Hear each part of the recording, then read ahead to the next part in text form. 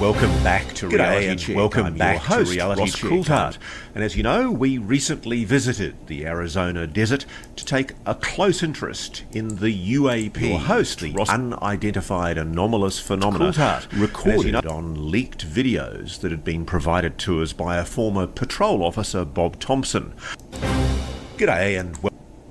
Alright, first of all I need to get this audio right here and everything.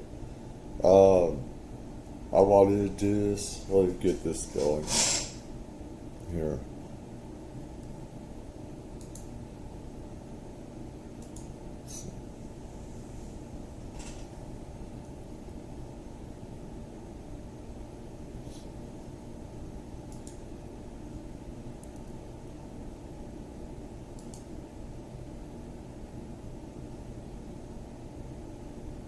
Let me see here.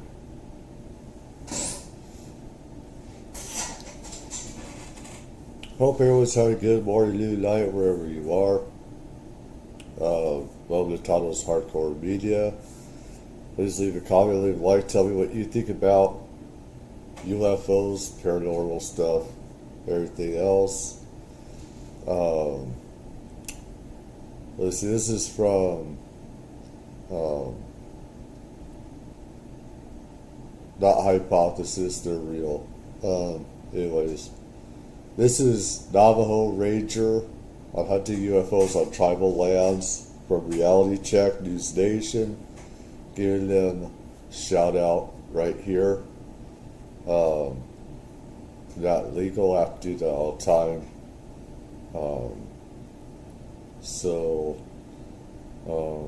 Let's see. I should always put a preview or something on here. And stuff. It's been a while since I've done this because a lot of stuff, I mean, I already knew about this a long time ago, decades ago, about UFOs in different tribal areas, not just Navajo, but Hopi and other tribes, even tribes that ETs have come and taken a whole tribe or tribes, depending where around the world, and have just taken all people just about. I've heard about that. So this is not new to me. And I've said it before on here. That, you know, they should investigate stuff like this. I'm glad they're doing that finally. Because the ETs have been here forever and stuff. So this is nothing new with UFOs and extraterrestrials and non-human intelligence, stuff like that. So let's get into this here. Welcome back to Reality Check. I'm your host, Ross Coulthard. And as you know, we recently visited the Arizona desert to take a close interest in the UAPs, the unidentified anomalous phenomena recorded on leaked videos that had been provided to us by a former patrol officer, Bob Thompson. Our adventures took us on to the town of Sedona, a real UFO UAP hotspot. And in and around the town, there are these fascinating petroglyphs, rock art that show often weird-looking entities, strange, tall beings, and even beings stepping into and out of what appear to be some kind of portal. And to help us understand those petroglyphs and learn something... Just real quick, I feel like I need to make some shout-out to some... one person in particular, and very thankful. She's on OnlyFans and stuff like that. I want to give her a thank you, and I just want to do this also because my whole life, you know, it seems like I've known about UFOs, ETs, and my own paranormal experiences and everything, and I thank God for her support and other women on there, I know stuff like that have supported me doing this. And some people that I know in the adult industry and stuff, I'm very thankful telling you to do this and everything. So I want to give her specifically, and some of the others too, I'm very thankful and stuff. Very thankful to you. Thank you very much. I enjoy the chats. I enjoy the chats that I have with you and some of the others on there about this stuff too, and just about videos. And I just want to thank you very much. If you are watching this, I know that you ladies are busy. I know you ladies are busy on there and stuff like that. So, anyways. Let's go. Thing of the local legend, we wanted to interview someone who knew the Native American law, and that man is John Dover. He's not someone who brooks arguments about whether the paranormal is real. He's a retired paranormal investigator who worked as a federal ranger on the Navajo lands. So big a problem with these mysteries becoming on Navajo lands, the local police delegated him and a colleague to investigate these cases full time. It's humbling to meet someone as knowledgeable as John, because he takes for granted the high strangeness depicted in the strange petroglyphs that you see on the rock art across Arizona, Nevada and Utah, including portals to another alleged dimension. Thing is, with tribal nations there, is that they know about ETs being real, UFOs and stuff like that, and other spirit walkers, etc., other crazy phenomena, Sasquatches, Bigfoot. They've known about this forever, whereas other people, Latino, white, black people, don't really know shit about it. A lot of us know about this. We know about this and everything. So it's just common knowledge to a lot of us that know about this stuff. Mention. For he says he's seen it for himself. Here's John Dover.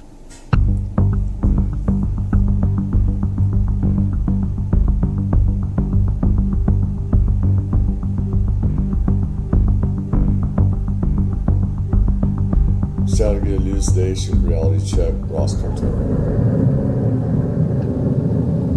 John, thank you so much for giving us your time. You're very versed in the paranormal here in this country, aren't you? Yes, I am. How did that come to be? Well, we were assigned officially to investigate cases involving the paranormal. I was a Navajo Ranger for 31 years in law enforcement, and 11 of those years we actually did official cases. Now, a lot of people watching this will be skeptical. They'll say, this isn't real. What do you say back to them? Well, for those people, they're idiots. I would say you haven't seen the things that I've seen. We use the laws of legal evidence, and we try to get enough evidence that something can be admissible in court. So what have you seen? I've seen all kinds of craft, everything from cigar shapes, wedge shapes, just you name it, saucers. So you've seen the classic flying saucer? Well, yeah, many times. So what do you think, sir? Do you think that these are non-human entities, or do you think that the American government's maybe got something burrowed in a hill here somewhere? I think the American government is very, very interested in the technology, and what we're starting to see, what the evidence leads to, and what we came up with in 2006 was the idea that these things all involve dimensional travel. Really? And that... that's very interesting to me, because that's what David Grush told me, the intelligence officer who spoke to me in 2023. Yeah, we already knew he said that he thinks perhaps it's interdimensional. Stuff. So it's interesting to hear you say that. Yeah, we came to that conclusion on our own because we started looking at the evidence. Evidence of Bigfoot tracks that went for a mile. And this is the thing, for all of us already to know, this is like, it's so stupid and ridiculous that others don't know. You need the military. You don't need to get this from military people. A lot of us already know about this. We know about interdimensional beings, not just ETs, but there are other creatures, spirit walkers, stuff like that walk, the U.S. Southwest, there's a lot of stuff in the Badlands, they call it, and everything. Then there's Yeti, Sasquatches, Bigfoot, stuff like that, and you have some of the old spirits that roam the plains here and the deserts, that take on different creatures like wolves, etc., and other things. What people don't think is real, it has been real.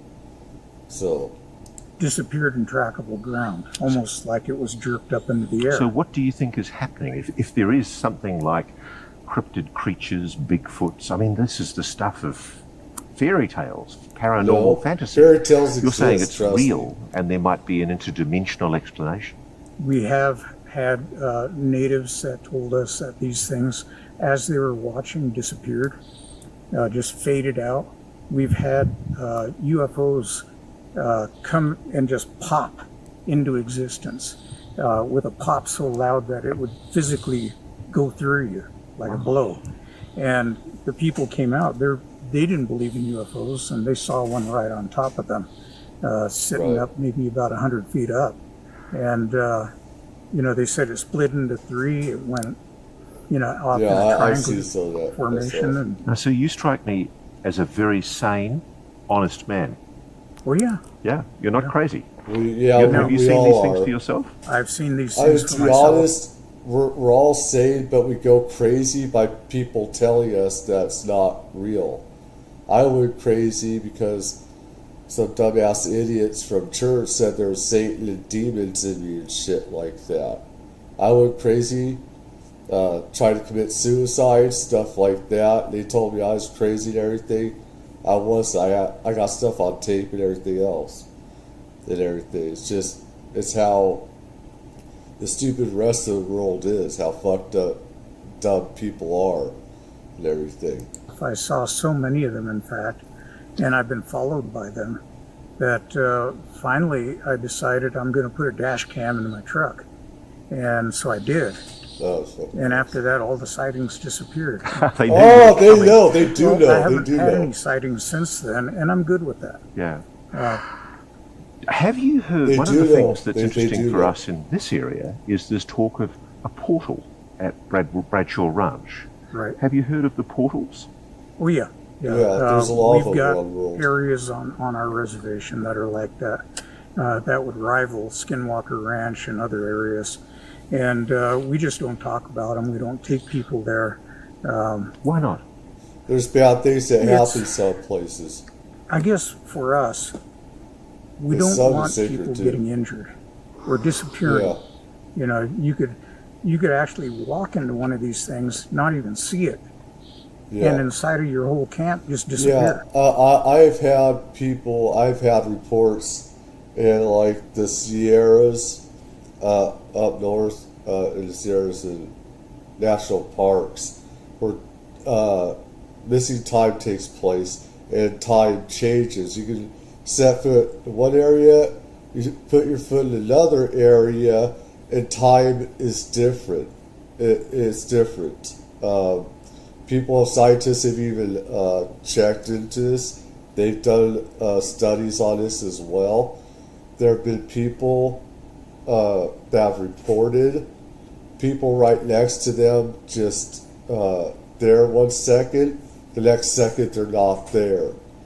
And there's a lot of reports. These reports because it's on federal land, because it's in national parks, they don't take reports of this. They don't report them, of all the missing persons and stuff like that. So people have no idea what's going on in these areas. And people missing, there's bad, evil spirits, spirit walkers also. People have been attacked in these areas. The Badlands, they call it, and everything. So, I mean, this is stuff, you know, I've heard on and out throughout my life and everything. And, you know, that's where a lot of the missing 411 stuff is going. Right. And I've talked to David Pilates about this. This is an interesting case. This is a gentleman, I've watched his show, and it's fascinating. He investigates cases mainly in national parks, I've noticed, where people are often 1 minute they're with a group of people, they're there just literally a few feet behind them, and then they disappear. That's what we've been saying. That's what I told you. His latest film. Yes, I told you guys. Missing 411, yes, we told you. The UFO connection. Yes. So he's starting to see a lot of this too and making the connections there.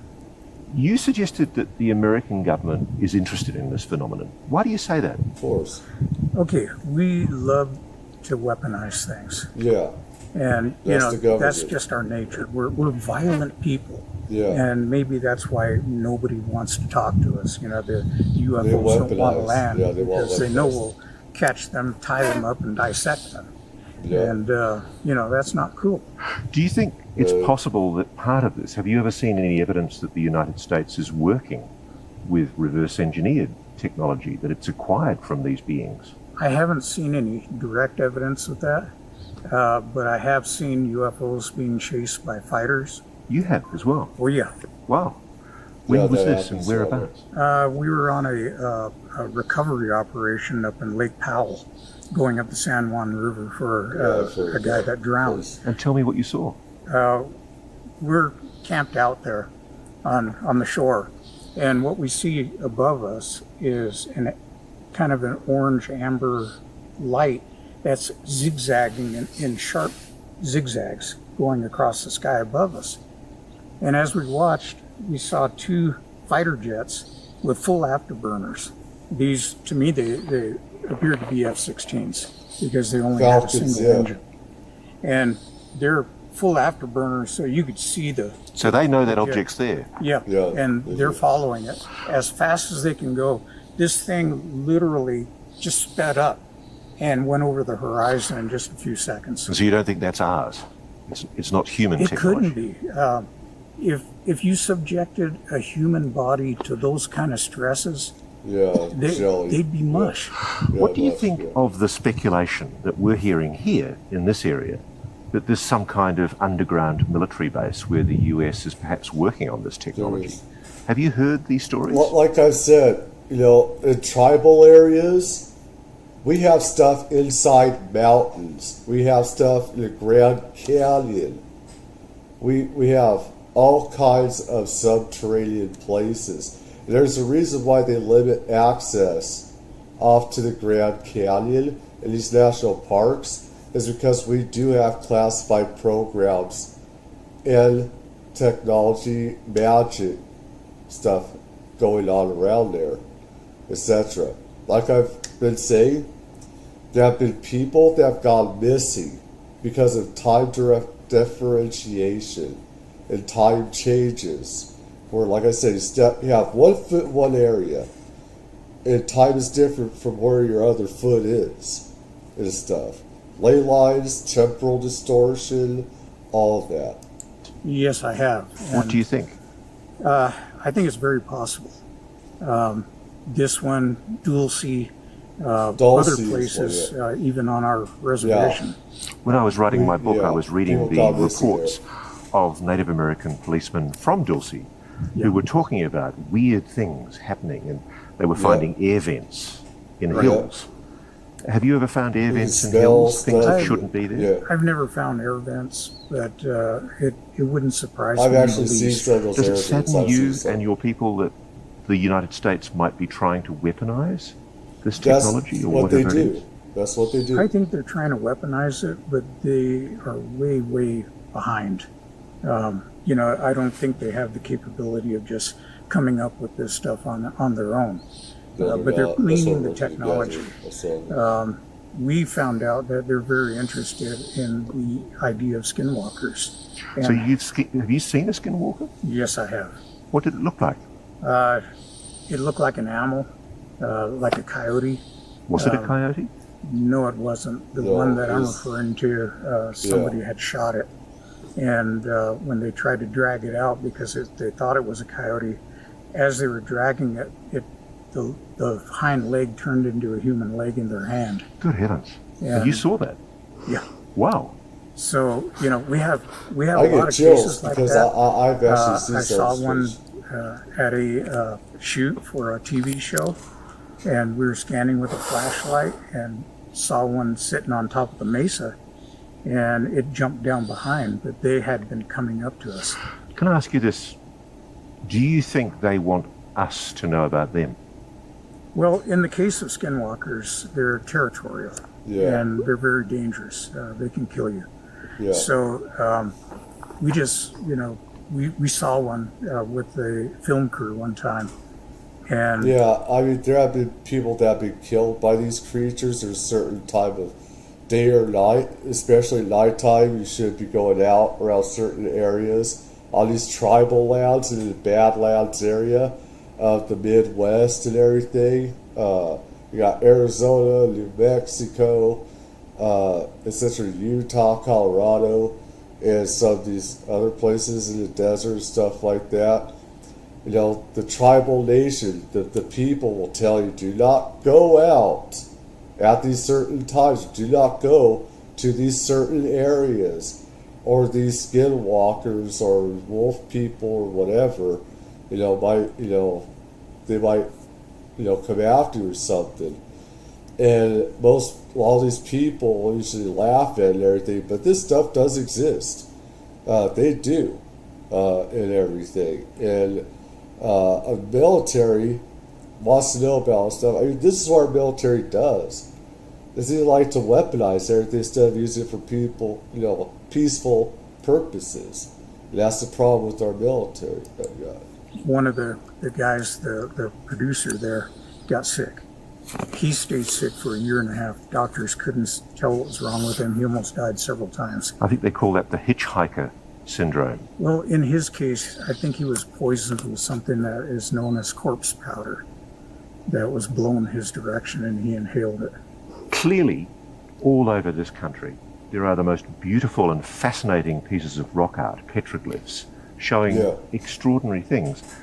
Some of them look like craft, beings, different from humanoids. Is it part of Native American culture and mythology that there have been visitations from other people? I won't say it's part of the mythology or legends. Yeah, it's not mythology. What we run into is a verbal history. Yeah. And the verbal history is passed down generation to generation exactly as it was told. It's reality. So they talk about it. They talk about what they call holy people or gods coming to them and imparting knowledge. Right. I've heard the term sky people. Is that a common word? Yeah. Sky people is a common word. I find this fascinating because my Aboriginal friends in remote parts of Australia, they have the same stories. Right. And it's funny, we seem in the Western industrialized societies to have forgotten these stories.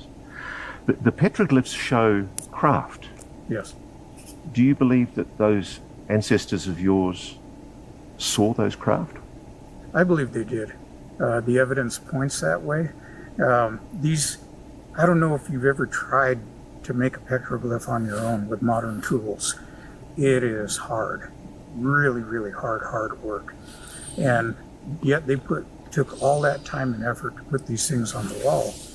They're actually recounting historical events that they actually witnessed. And what better way than to inscribe it onto a rock along with other things.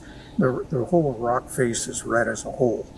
Can I ask you this? Do you think the sky people are still visiting Native American communities? Sure, Yes. they are. Yeah, Yes. of course. They are. We've often asked families up there why they don't report their UFO sightings. And they tell us if we report it, a whole bunch of people will come up here and investigate They'll it, ruin and it. those gods won't come back. So, John, as Right. you know, there are videos taken by Border Protection that have captured extraordinary-looking things, and they can't be explained. One of them was captured on a reservation, and it's called La Bruja, the witch. And it shows a kind of a humanoid figure drifting across the landscape, but actually apparently changing course at times. Is that something you're familiar with? Yes, we are. We've had similar incidences that have happened up here, and it's just part of the landscape. It's normal. You just take it for granted. But Well, what is it exactly? Well, they've been We here don't forever. know. A lot of people say, oh, they're avatars or something else. Most of what we've seen are actual people that are able to do these things. So they're people, humanoids, Yeah. levitating, moving Yeah. through the air. Now, you and I are going to get put away somewhere because we're talking about things that supposedly don't exist. What do you say to those people? Back in They're idiots. 2011, They're that idiots. might have been true. I think now the government is. Listen, a lot of people are saying that I'm wrong in saying this.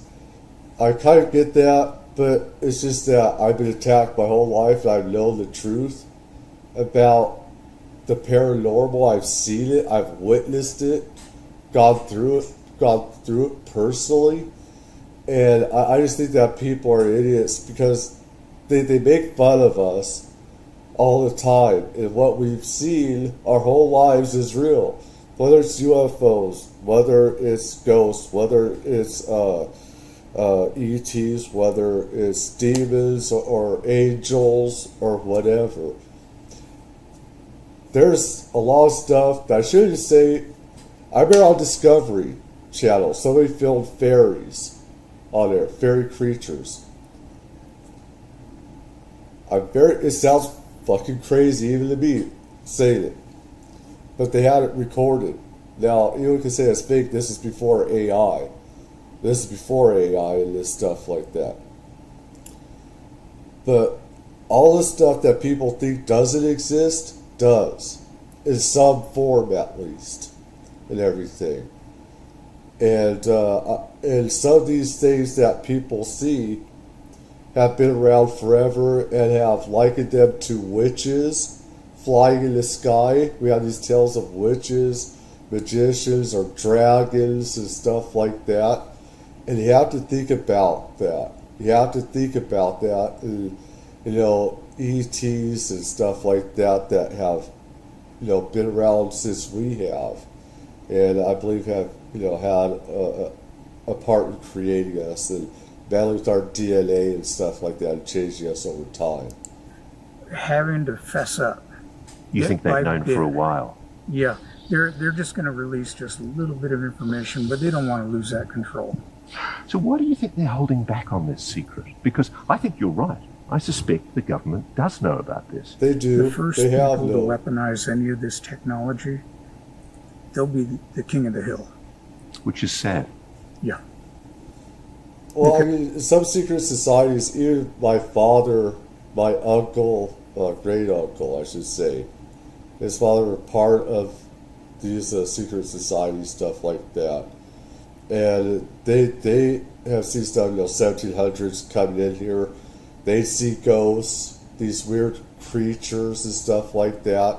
And so when we created the CIA, these other intelligence agencies, we already had groups of people that had, investigated ghosts, stuff like Sasquatch, UFOs, because it was seen in Europe too. UFOs and spirits and other things have been seen forever.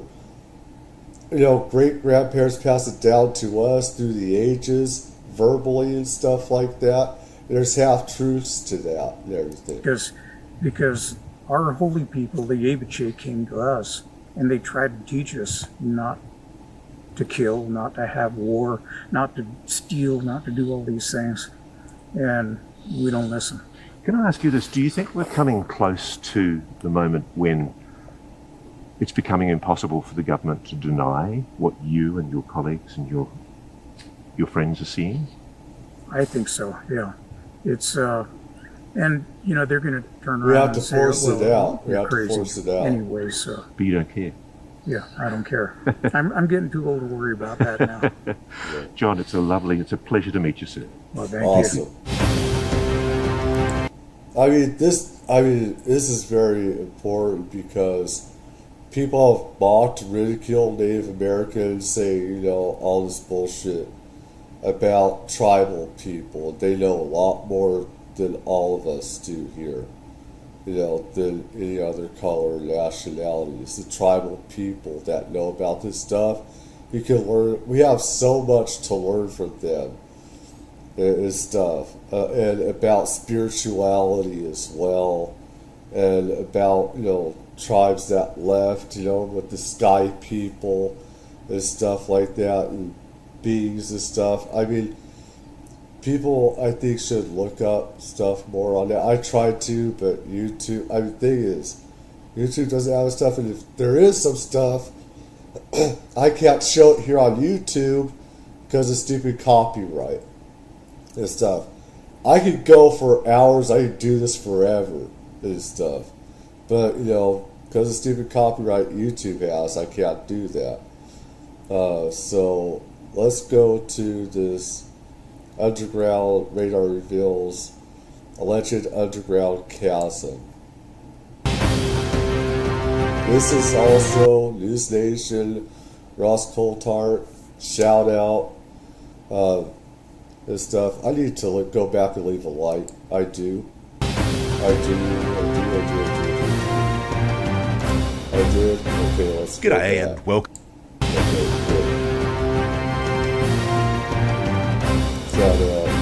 Hello and welcome to Reality Check. I'm your host, Ross Coulthart.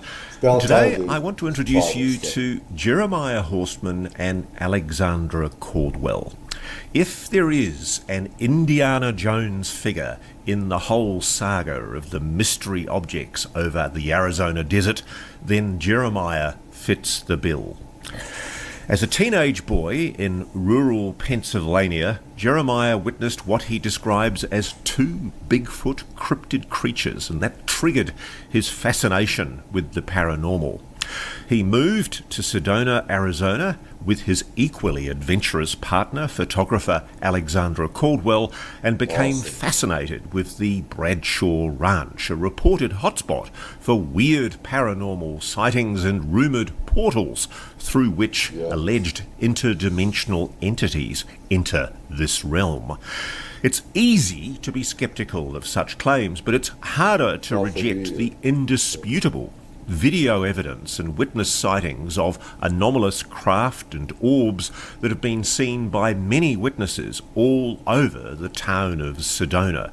It's a hotspot, and Jeremiah and Alexandra have been researching allegations of a deep underground US military base near the town for years. They're convinced it's there, and they say they have a very good idea where it is. Here's Jeremiah Horstman and Alexandra Caldwell.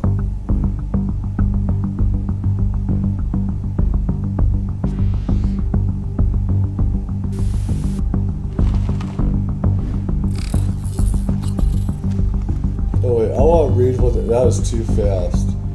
Hold on. Well, I want to see what that sign says. Wow, what the hell is that?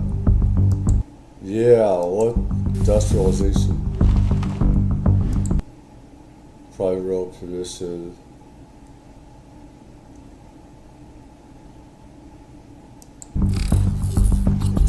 Can't read all of it.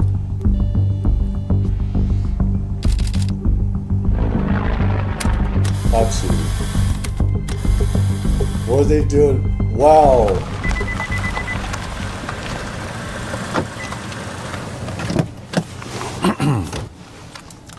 Just tonight, I saw a rod just go by where I live, and this guy just streaked a rod. It's probably like this long or something. And I just saw it just go right through really freaking fast.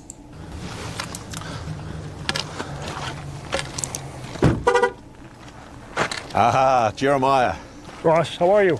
Good to see you at long last. Very good to see you. What a great place Sedona is. Oh, thank you, thank you. Welcome to Sedona. Nice to meet you. And nice Alex, to meet you. lovely to meet you. Lovely to meet you. I'm stunned by how beautiful Sedona is. It's gorgeous. It's gorgeous, and you're here on a gorgeous day. And yet it's a place with a lot of mystery. A lot of mystery, and we're going to show you some of that mystery. Fantastic. Let's right this way.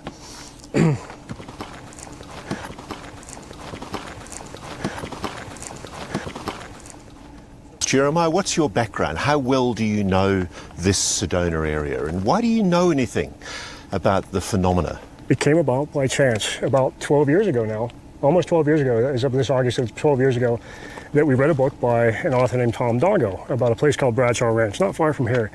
And we started investigating on our own and encountering a lot of really bizarre phenomena. So you've seen anomalous phenomena yourself? We have, yes, over the past 12 years, quite a bit. Like what? Balls of light in the air. We've seen full structured craft. We've seen... Now, when you say craft, you're not just talking about aircraft. No. What are you talking about? UFOs, or UAPs they're now being called. Unidentified. Wow. Unidentified. So you think it's all real? Absolutely, absolutely. Yeah. Seeing is believing, and we saw our first structured craft sighting was near Flagstaff, and it was so close we could throw a tennis ball at it. And what did you see?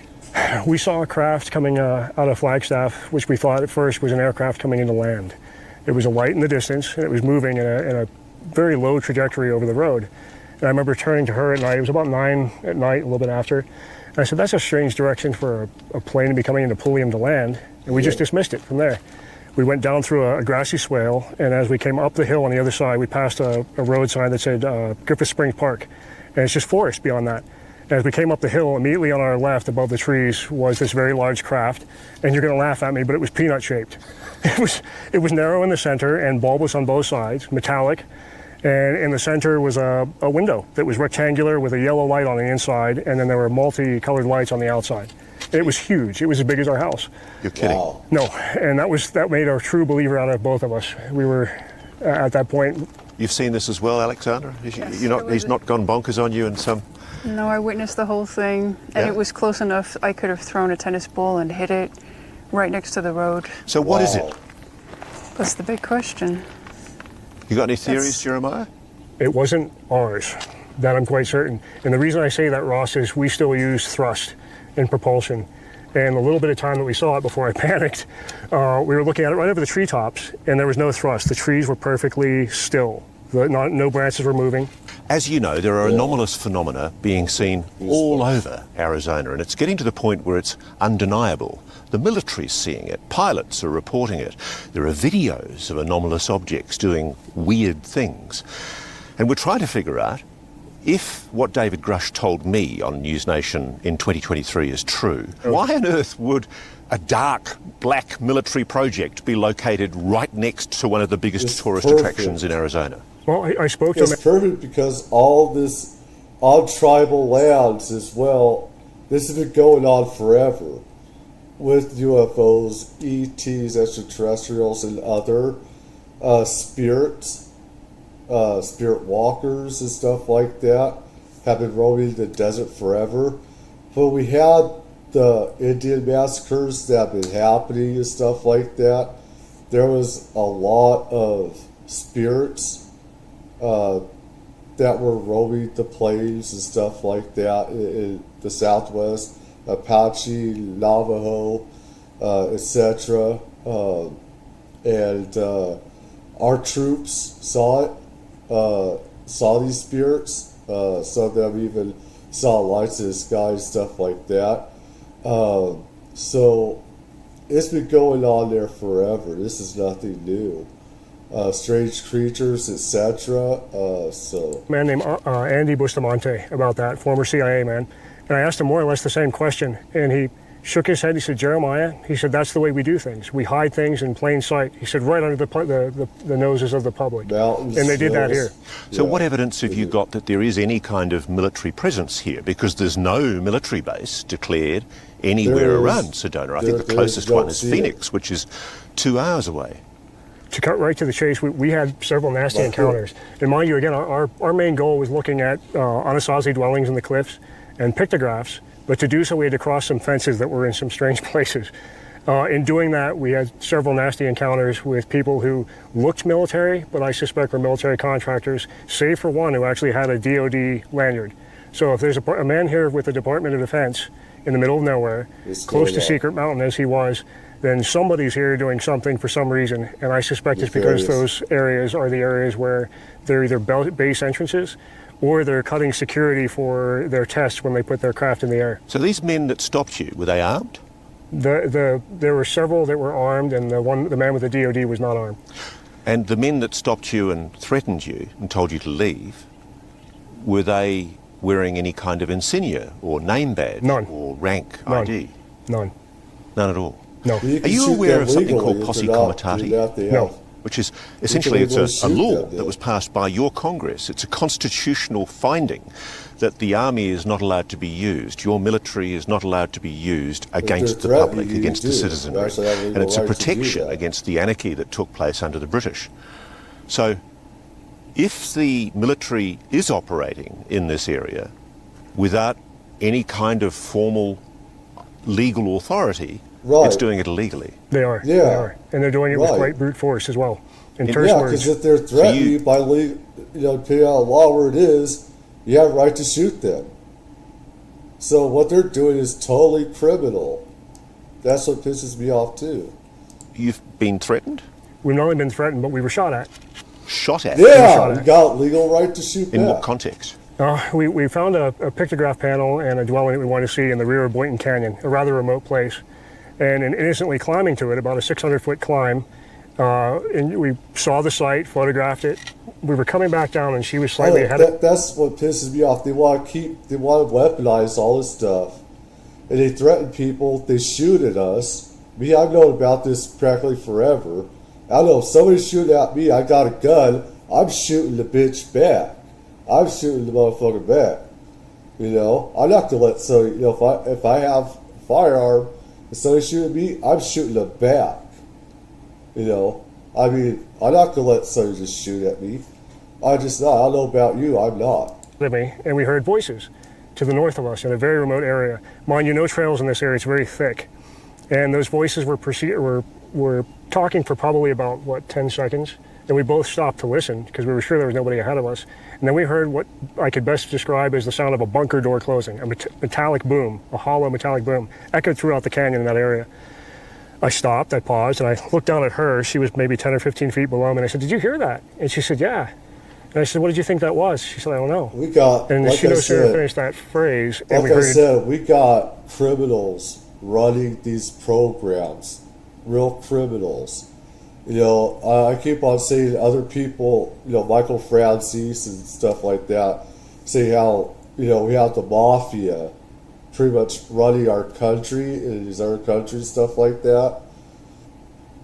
Both sides. It's pretty much like the mafia, Democrats, Republicans, and everything. And they put on a show for us and everything. And they know stuff like this is happening as well. They're doing oversight and stuff like that, having stuff behind closed doors that are classified. They know about these things as well. So voices again, so we both paused, and again the same sound repeated, a metallic boom that was rather hollow. Gosh, you know what that suggests? Yes. It suggests there's some kind of secret door. Absolutely. That's the first thing that we talked about. Sounds crazy. Right. I guess I have difficulty accepting that there's any basis upon which they would locate such a secret facility so close to a tourist town. We did too, until the bullets started flying. Just talk me through it, Jeremiah. Where exactly were you sitting? So you could see the very first I've heard about if you will, of red rock coming out. So the closest rock? The closest one. There's a little bit of abutment sticking up by itself. Actually get chills. And we had climbed up on top of that, just in the odd chance we might see some pictographs or petroglyphs up there. Yeah. It was right after a monsoon storm. In fact, another one was coming from the east, lightning and rain, and we walked through the mud on the way in, so the only footprints coming in were our own. As we were up there, we saw a long white pickup truck with a long radio antenna on the top pull in the drive here behind us. Yeah. Our car was parked down the road a little ways. A man dressed in somewhat of a Forest Service uniform was walking rapidly down the way. He had a phone in one hand, and you clearly see from the outline of his shirt that he was wearing body armor. And he also had a handgun tucked under the front of his shirt, like so. So just before we go any further, what is that area behind the fence there meant to be? There's two things over there. There's an empty canyon, and I say empty with tongue-in-cheek, called Red Canyon. And right beside that is a public site called Palaki, and it's called the Palaki Heritage Site. Yeah. And they've got some wonderfully restored and preserved pictographs. Is it public land? It is. Behind the fence there, is that public land? No. Immediately behind the fence is a strange fence with warning signs, do not trespass, and it's very menacing. And what's the purpose of that land officially? Officially, it's a preserve for Native American antiquity. Though if you go in that canyon... It's not. Okay, our government knew about the stuff way beforehand. They've been taking native tribal lands, all this land, so they can have their underground bases under them. It's like, I'm hearing a lot of, I don't know, it's just the sound what I'm hearing right now, but it's they have this stuff underground out inside the mountains. I remember my father talked, about, how we'd have stuff probably inside the side of a mountain and stuff like that, and he heard stuff and everything when he was working on classified stuff, and it's right in front of you. They have it. Right behind this, they have underground and stuff. The whole thing can open up. What you see up above might be mountainous or hills, but at night or certain times of day, the thing can open up and UFOs or whatever would be coming out and stuff like that.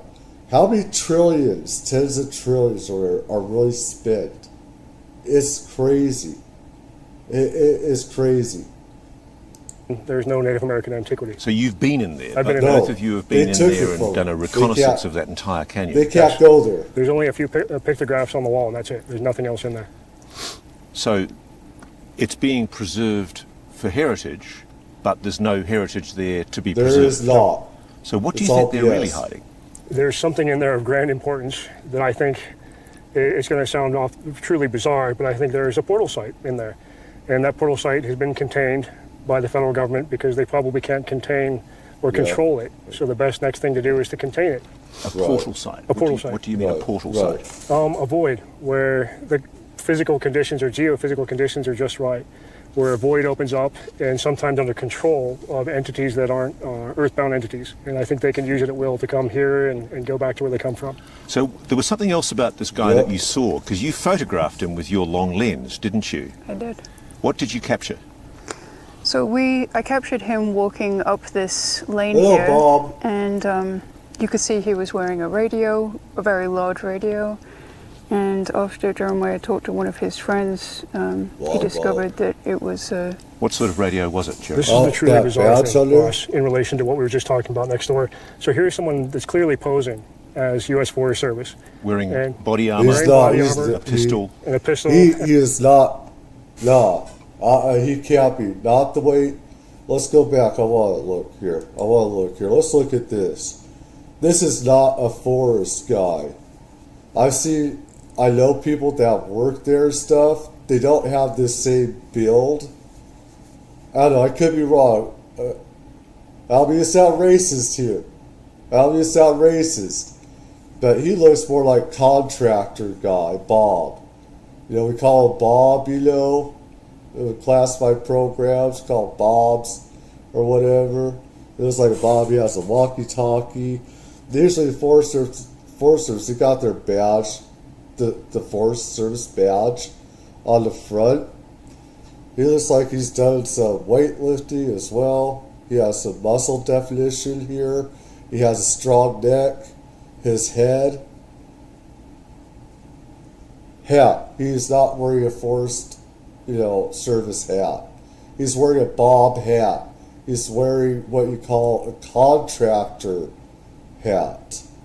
If anything more. I don't know, I could be wrong, but this right here, I don't know. I could be wrong, but I could be misleading. I could be dead wrong. I could be, but He does not look like Forest Service to see. Now the boots, those could be Forest Service as well. Standard issue. So he's got that CB, he's got that walkie-talkie. Here's someone that's clearly posing as U.S. Forest Service. Yeah. Wearing body armor. A pistol. And a pistol. And he had actually gotten dressed so quickly that his trousers were actually half tucked into one sock, which you can see in the photo. But on his back, as he got frustrated, he was trying to find us. He tracked us and lost us right at the base of the cliff. Never occurred to look up. So we were about 80 feet above him looking down. And we were actually able to duck even behind the rock as he was walking away in case he did look back up at us. But there's nothing illegal with you being up there, is No, absolutely not. This side here, there's a famous pictographs panel there. There's no reason to even go in there to ask. Why would the forests... That's the thing. It's not illegal, but they'll threaten you or even shoot you for being there. That's totally criminal. That's totally Service, criminal. if he was Forest Service, why would they even be worried? People are allowed to come in here. It's forgive me for saying this, but it's public land. It's public you land. own it. I think they were worried that we crossed the fence next door. And so Right, they were so they trying... know you and Alexandra have jumped the fence on occasion. I'm certain that they knew we'd been over that fence before. They know probably they are. recognized They the do. plate on our car. And what was it about the radio that your friend told The you? radio was the most interesting thing. So we photographed him as he was frustrated walking away. And as I was sending the pictures of the radio to different friends, one man was able to identify it. And he was a member of the 72nd or 75th Ranger Regiment. He said it's a Special Forces radio. And the only way that it works is to encrypt anything that's said or transmitted from that radio to another radio that's set and programmed to receive that radio. Nobody else can hear it. So it's a bit more than the average kit for a That's Forest Service intelligence. ranger. Absolutely. That's CIA stuff. Begs the question, why are they so worried about you going in there? There's something there they don't want us to see. Yeah, that looked like a badge or something. And to be honest, is that I know that there are portals around, not just there, but they're all over the world at different places and stuff like that. You talk about Bermuda Triangle, there are portals that open up, stuff like that. Dimensions open up and everything. Weather, how it changes there. You've got the Alaskan Triangle. They have a Japanese triangle, Russian triangle. This is all over the world that there are these places, ley lines, energy lines, etc. How time differentiation and how missing time happens in certain areas. And the thing is, the government should just be honest about these places, say, do not go here. Of course, psychologically, humans are very well known. When we're told not to do something, we do it. Take a case, stupid right here. Me, this stupid guy. If I'm told not to do something, chances are I'm going to do it. So maybe they'd rather just shoot at everybody. Anyways, they should just say it. They should just tell us. You know, so instead of shooting at us, they could have electrified stuff, they could have guards there, but tell us the truth. Tell us that these things are happening. When you do stuff like this and shoot at us and threaten our lives, that's just criminal behavior that you should be rotting in prison for. It's wrong.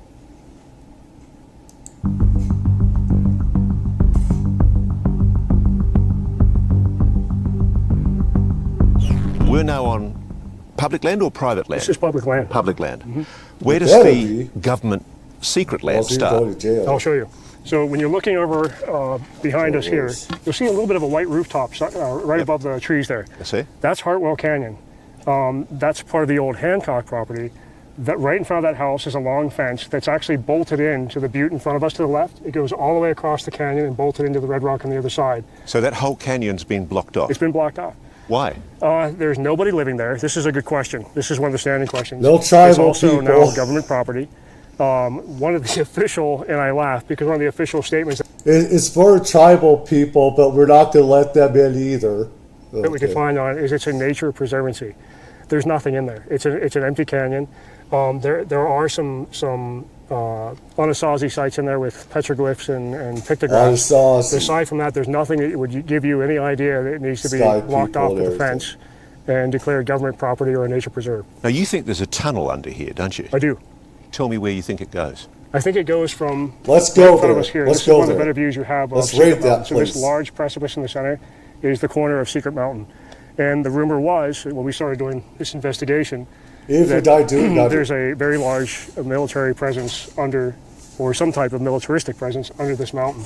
And you say this with some authority because you've come across soldiers with guns in what is meant to be a national park area. We have. And one of the things I really wanted to stress, to press the point from our personal perspective, is in Boynton Canyon, which is also behind us here.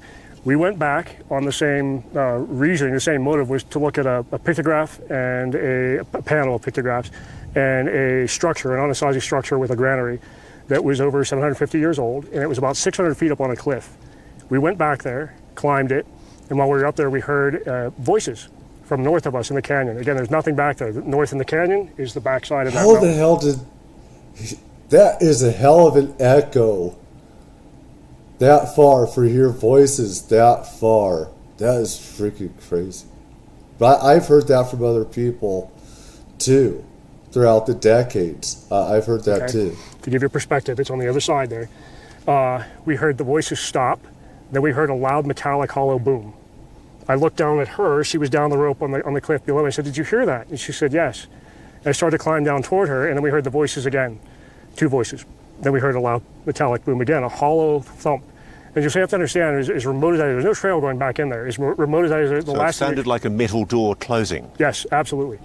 And it's not the last thing you'd expect to hear back there. Voices, for the first place, there's nobody back there, struck us as funny because we went the only way in, which was in a dry wash with sand. There was no footprints or anything. We heard that twice, and then we decided, well, let's get out of here. We can't explain it. So as we were leaving, I took a good scan of the area. You're too close to and we came back a week later. And that week later, to get context of the story, we went to the same site with a better camera, and we photographed again the pictographs that we saw, the Anasazi dwelling. And when we were coming back down, I noticed something was strange. And this is during the COVID closure. And a person we know that works at the head of the canyon said within that week, when we were first in the canyon, and this particular day I'm speaking of, that Apache helicopters with a full complement of rockets had flown into the canyon, and they heard an explosion. This canyon? It's right back here, at the end of Boynton Canyon. I put that in the back of my mind when we went back there, but as we were coming back down, I saw an avalanche, and the avalanche was covering the same area where we heard the voices and the metallic boom. And so I thought, that's peculiar. My mind started turning. Then I thought, I wonder if somebody's actually engaging to shut down the rear entrance of a bunker. And Alex, you've taken photographs, haven't you, of Apache helicopters over Sedona? Yes, we have. Following what? It looked like a UFO. A disc? Yes, it looked like a silver disc. And you can show us that photo? Yes, we can. Or is that, So I believe in relation to that, these helicopters operate from, in general, this area and the Sycamore Basin, which is immediately behind you. But again, with the focus being this Secret Mountain area, the rear of Boynton Canyon, where we were hearing these voices, is one of the things that really struck us, because in Boynton Canyon is one of the most popular resorts in the area. So when we came back a week later to look at a relatively strange anomaly, which was an avalanche. There was an avalanche in an area that there wasn't the previous week. We thought, instead of climbing up there, we'll fly our drone to it. So we returned another week later, so we're 3 weeks after we first heard the voices. And we go back, we put the drone up 3 times, I believe it was. We got 3 flights looking at this area with a strange avalanche anomaly. We're satisfied that we got good video of it. The sun was down over the west wall of the canyon, so we packed up and we're leaving. And I remembered some Anasazi circles in stone that was in a thicket on one side of the canyon. So we left the dry wash, which is the quickest way out, climbed up into this thicket where in places you have to duck because the trees are so thick. Now, mind you, too, it's dark now as we're going through there. The only light we have is ambient starlight. And I was ahead of her by about 8 paces, and I thought I saw, even though I was tired, somebody running in black from my right to left. And I just put that on my mind. I didn't even call back to her saying there's somebody ahead of us, because I thought, I'm tired, I'm seeing things. And right about where that person just, so we left the dry wash, which is the quickest way out, climbed up into this thicket where in places you have to duck because the trees are so thick. Now, mind you, too, it's dark now as we're going through there. The only light we have is ambient starlight. And I was ahead of her by about 8 paces, and I thought I saw, even though I was tired, somebody running in black from my right to left. And I just put that on my mind. I didn't even call back to her saying there's somebody ahead of us, because I thought, I'm tired, I'm seeing things. And right about where that person disappeared is where I came upon the circles on the ground. So I'm tired. I told her, can you get pictures of this so we can document it and then we'll get out of here. She took her camera out, she held it up and pointed in the direction that we saw this man, turned on the flash, she got the first photo, panned down, second photo, took a step back, and she put the camera up again looking straight ahead of her. And in cue with the third photo, a rifle went off right behind us. It was a suppressed 5.56 rifle. And we both jumped in the air and shrugged. I could hear deer running through the brush. They were scared too. And I turned and looked at her and she said, that was a rifle.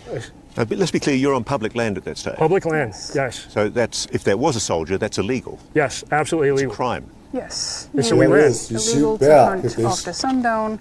And mind you, we were several hours off trail. So what'd you do? We ran.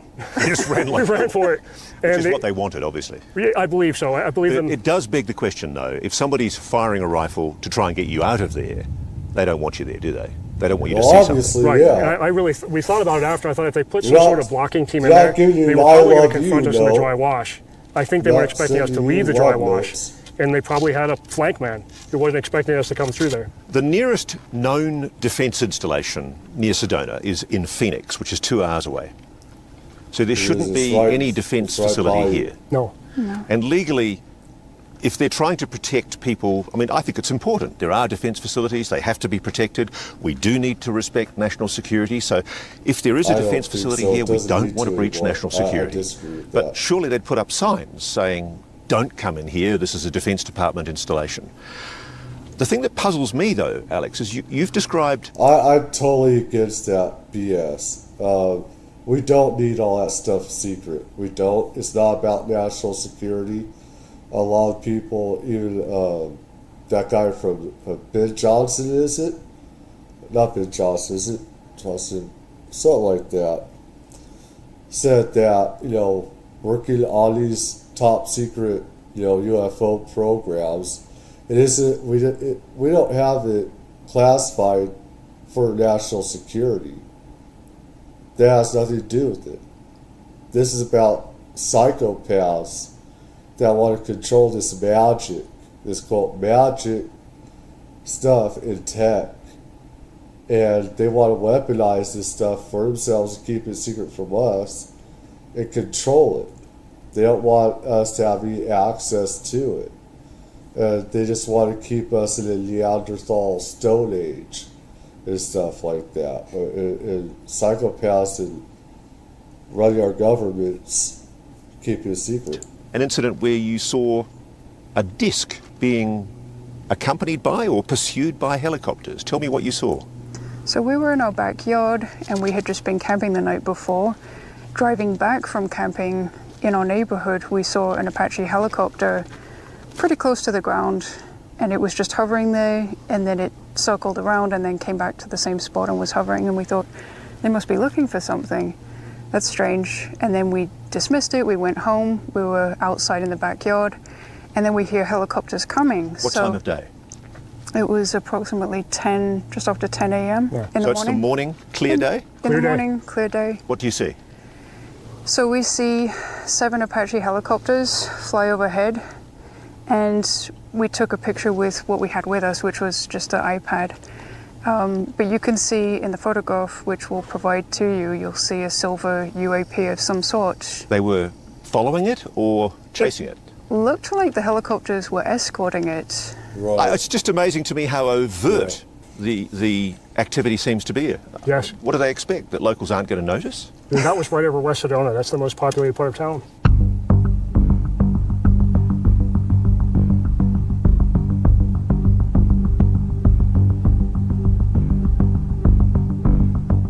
The sign here says that this is the Southwest Experimental Garden Array, or SEGA, some kind of research project from Northern Arizona University.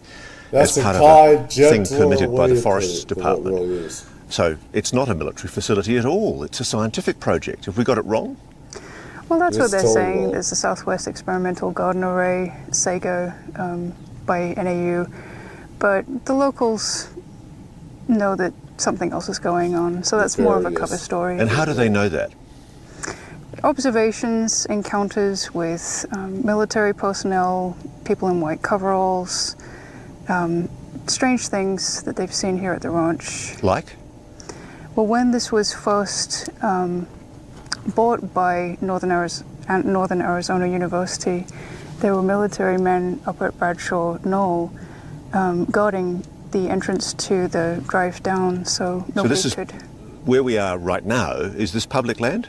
This is. This is, but that's the Bradshaw Ranch? Yes. And that's now owned by the government?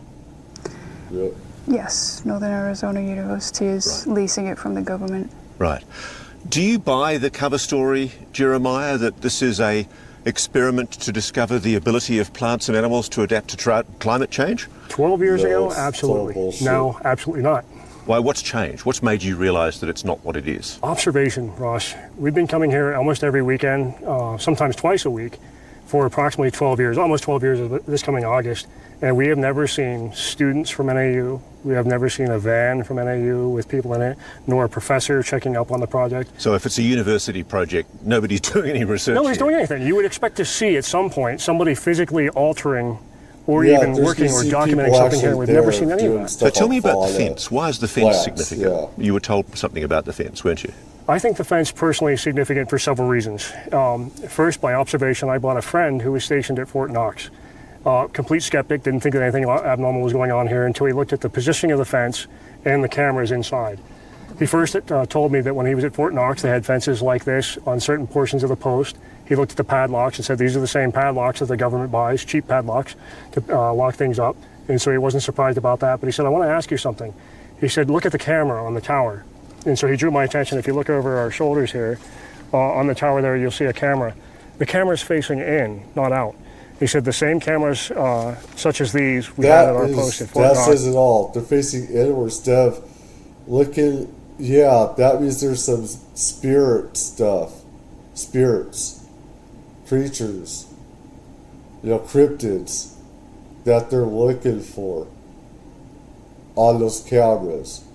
They're not looking for humans, are they? But of course they face naturally to the fence. Because you're looking for people breaking in. To look for people breaking in. So where's that camera pointing? That camera's facing in, and it's facing actually right where Linda Bradshaw photographed the portal that she spoke of and is now becoming very well talked of. So help me here. Linda says, or said, she saw something open in three-dimensional space, some kind of portal. She liked to stand outside at night with her dog. She was a night owl, and she enjoyed staying out and enjoying the ambiance of the desert. But what's the story about what she said she saw happen when that portal appeared? So she was in her kitchen at that time, looking out the kitchen window, and she said that she saw the portal open in the air. How? What did she say she saw? She saw a glitter of light, and it caught her attention. She looked up. Her dogs actually saw it too. She had like 5 of her ranch dogs with her. And she paid attention to the dogs because the dogs could sense things before she could naturally. Yeah, and the glitter light turned into what she described as an octagonal light, which then grew into a rectangular, almost a movie screen, like a drive-in theater type opening. Through that, she saw daylight. And in a brief moment, something flew through it. And just as quick as something disappeared flying through it, it closed up and was gone. She thought to herself, now I'm ready. If this happens again, I'm going to capture it for posterity on film. It did happen. And she was ready for it. She saw this glitter of light. She grabbed her camera, which was hanging around her neck, got it up just in time to click 2 frames, and whatever it was gone. When she developed the frame, she had, in fact, a rectangular shape, just like she saw before, with a disc, a classic UFO or UAP type disc flying through. So she actually got a photograph of the portal? She did. My logical, rational brain is saying this is nonsense. This is a delusion. It can't possibly be true. We don't have things called portals. It is. Yes, we do. Help me here. I will. There's an electrical engineer who's a friend of mine. He's retired, and he's dedicated every ounce of his know-how to make his own equipment. Of course, some people think that we came here through a portal.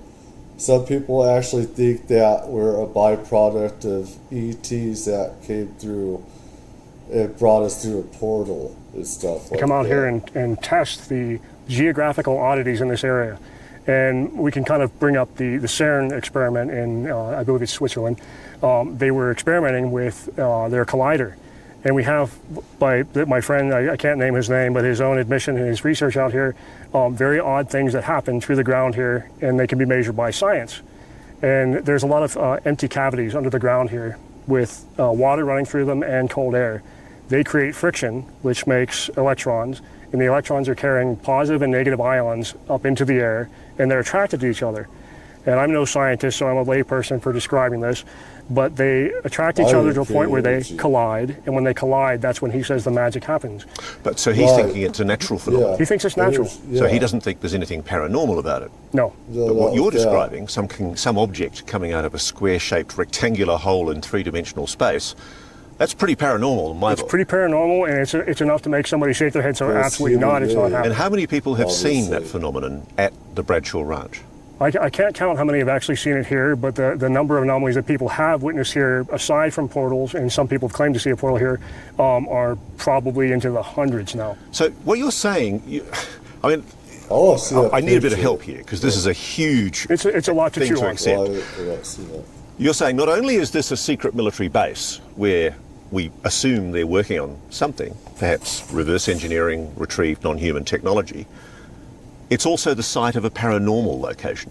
Very much so. Very much so. It's become one of the most talked of hotspots in Arizona. So let's be honest. With this technology, we could teleport, which we can. Even me and my dad talked about this in the early 2000s. How my father said we could be anywhere around the world within 2 hours and stuff like that, or less. They said blink of an eye or whatever. So, I mean, let's be honest, talking about portals. If we can create them, obviously, we could do that with space as well. Anywhere around the world, we can make portals and stuff like that. In fact, you were part of a group from the Beyond Skinwalker TV series, weren't you? Yes. And did they pick up anomalies here when they were here? They did. They came at a good time. Right before they came, in fact, this place was coming alive, which is the term that we've used with activity, from like poltergeist activity, things moving in the house, strange sounds, howls on the property. What did they detect? Did they detect anything scientifically? They did. They brought equipment with them that had never been deployed before. One of the interesting toys, as they called it, was I believe a gamma ray camera. Forgive me, guys, if I'm calling it the wrong name. But they had never deployed it before, and they brought it out here for the first time. They set it up down the fence here on the western side of the property, looking through the fence toward where Linda Bradshaw saw her portal. And interestingly enough, at nighttime, they caught an immense amount of gamma rays, radiation, in the shape of a rectangle, about in the exact same spot and altitude above the ground where Linda photographed the portal. Okay, so this is a bit of a stretch here for my very skeptical brain, but you think the reason why the US has put a fence around this and called it a scientific university research project is because they're hiding something paranormal that they're researching? I think so. I think if you look at it from a military perspective or a tactical perspective, if you've got a door that you can't control and something with great, immense technology that's been advanced well above our own, maybe let's say 1,000 years ahead of our own, you want that technology for one thing. You want to reverse engineer it. But how do you capture it? Well, the best way to do that would be to seize the sites where these doors are that you can't control and wait on the other side. And if you can get these pieces of technology, well, let's look at it two ways. It's also a national security threat to have a door that you can't control in your own country. So for the sake of the American people, it makes sense if there is a door that comes from another dimension or from across space, time and space, to seize that property and for the sake of safety, secure it. You are doing my head in, Jeremiah. I imagine so. Then look at it from a perspective from R&D. There are people in Russia, people in China, and certainly people in our military-industrial complex that would kill, and I mean literally kill, to have that technology. Now, the thing I find interesting is this ranch is supposed to be empty, isn't it? Yes. But I just happen to notice there's a huge electrical junction box about 50 feet up in the foliage there. Yes. Did you hear it? It's humming. So there's still juice in it. Somebody's getting electricity into this site. Somebody's getting electricity here for some reason. Where's that electricity going? I don't know. Probably underground. Now, you believe, don't you, from your research, that there's some kind of tunnel? Yes. And again, this is doing my head in, but I'm coming with it. Let me go with it. You believe there's a tunnel from some kind of base in those cliffs there right across to the Clarkdale Cement Works? Yes. What basis do you have for saying that? Again, I have to tip my hat to Brandon Fugel's team, who were just a gem when they were here. They were so professional. They had another contractor group called Terra, and Terra came out with ground-penetrating radar, which they attached to a drone, and they were mowing the lawn, so to speak, back and forth. They have a grid pattern that's pre-programmed. We weren't here when they did it. Didn't even know that they had accomplished this feat. But they first asked me where I believed the tunnel was. And I gave them a relative idea on a map where I thought the tunnel would be. And unbeknownst to me, they actually brought the guys from Terra in to prove, yes, there is a tunnel here, or no, there isn't. And what did they say? In point of fact, they did find a tunnel. It was about 50 feet in diameter in a straight line. And they asked the guys from Terra, who are staunch professionals, this is what they do. They said, could that be natural? And they said, no, we've seen man-made tunnels before, and that's what a man-made tunnel looks like. I guess one way of testing it would be to see whether we can find the place where you believe there is a tunnel. Yes. And we do have a good friend of mine, Paul, who's an Australian treasure hunter who happens to have a ground-penetrating radar. Fantastic. Hold on, I need to get a drink real quick. Get a drink here. Hold on.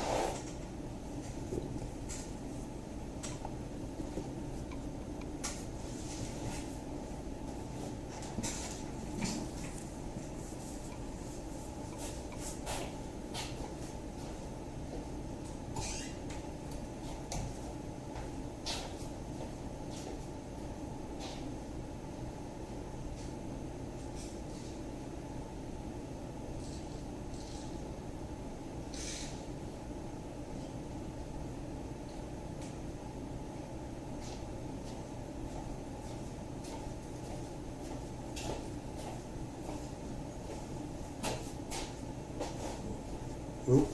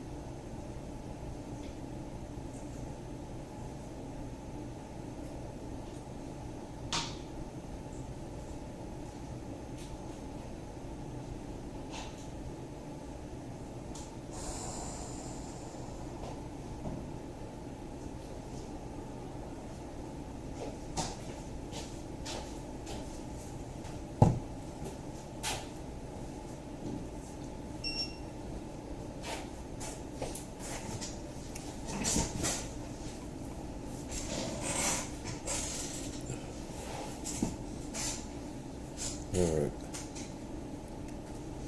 And Dr. Pepper and fruit drink as well. So we'll bring him in here and see what he can find.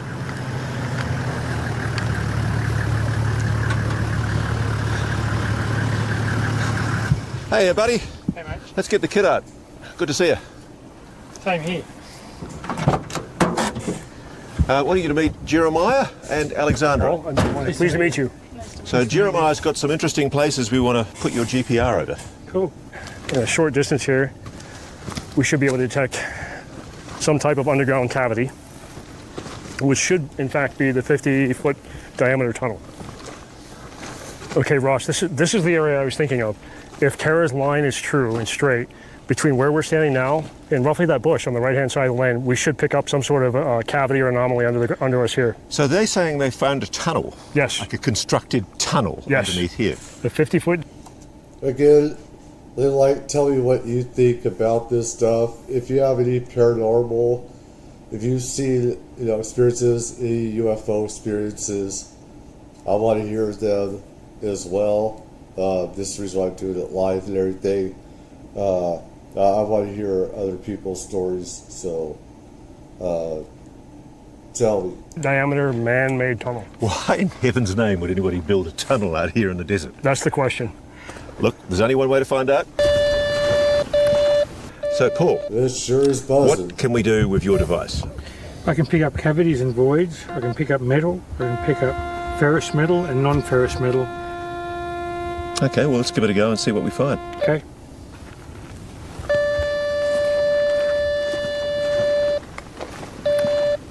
That's the spot. That's the spot I picked up in the satellite imagery that I thought that the tunnel would continue to the north. I suppose they're probably using metal and the concrete reinforcing, aren't they? I would think so, yeah. Yeah. Maybe rebar or something. Rebar and all that other Getting stuff, really strong metal right there. So again, for me, this is a little bit more of indication, because looking at the satellite imagery on Google Earth Pro, if one continues the line from where Tara uncovered 50-foot section of tunnel, moving towards Secret Mountain, in a straight line, it passes through this very corner of the fence, moving this way due north. So what are we looking at here, Paul? Look at the picture on here. It's a three-dimensional image. It's showing a cavity with a metal object at 4%, which means the metal object's not that very big and not that very deep. But that big green thing there is the cavity. That's the cavity. I mean, it's incredible. That's a rectangle or a square. That may be the way how this is configured, but that's a fairly big cavity. And it's right underneath us. You can see the word there, cavity. Incredible. This is the exact spot that I picked as my primary target here. The exact spot, standing right over it. Actually makes me a bit nervous knowing this now. Yeah, right, yeah, look. So the whole area that you scanned here. Now I've just scanned right here. I've only scanned about 3 foot area here, and it's given me a cavity with a metal object. Okay. Yeah, not very deep and not very big. Maybe about 4 to 7 inches, and maybe about that same depth. Now it's probably a little bit deeper. It's probably about 1 foot, maybe 2 foot deep. You can go from the top to there. That could probably be 3 foot deep. Not very deep at all. You've got a cavity with a metal object in it 3 foot down. I mean, could it be that there's some kind of underground concrete that was put in when they built the house? That's possible. I won't rule that out. But that doesn't explain the cavity. No, it doesn't. It doesn't. And So that's how a very big, large how cavity. big is the cavity ball? You can't It's estimate? at least, like from there to there, it'd have to be at least 8 foot. Oh, right, okay. Right, so that's a big hole. That's a fairly big screen of cavity. So you're getting a stronger signal now. Yeah, in the same spot. It might have been a couple of inches either side. There was gathering around. And do you think that, because your device can only go down 15 feet max, right? At best, yeah. So you're possibly skimming the top of a cavity. Yeah, Either skimming the top of a big cavity or a smaller cavity that's not very deep. And the fact that it's giving me cavities and giving me the picture of it all and the shape and everything. Right. But it's also identifying metal. And is that unusual? I mean, there would be metal in the ground, wouldn't there? Well, why is there metal in a cavity? It makes me wonder too. If it's a natural cavity, Yeah. the only metal you'd find is probably gold, or to find steel gold. in a natural cavity. Rich. No, that doesn't make sense. If it was rebar reinforcing Yeah. concrete tubing, would that be picked up in that manner? It would be, but the shape's all wrong. It's more like a diamond shape. It's an amazing thought that there might be a concrete tunnel, Yes. a few meters underneath it. It's borderline science fiction. But with Sedona, it seems like science fiction more often meets reality. So where we're going next is the Clarkdale cement factory. Yes. And there's a very interesting story behind that. It does, specifically because Martin Marietta owns it. And who are they? Martin Marietta is an incredibly large and well-funded defense contractor. Marietta. Yeah. Linked to? Linked to UFO. Skunk Works, Lockheed. Yes. Lockheed Martin. My Yes. father. Oh my goodness. This just gets better and better. This contractor. Yeah. So they got these concrete things. It's like, they could just keep on. If that's still running, they could just self-sufficient.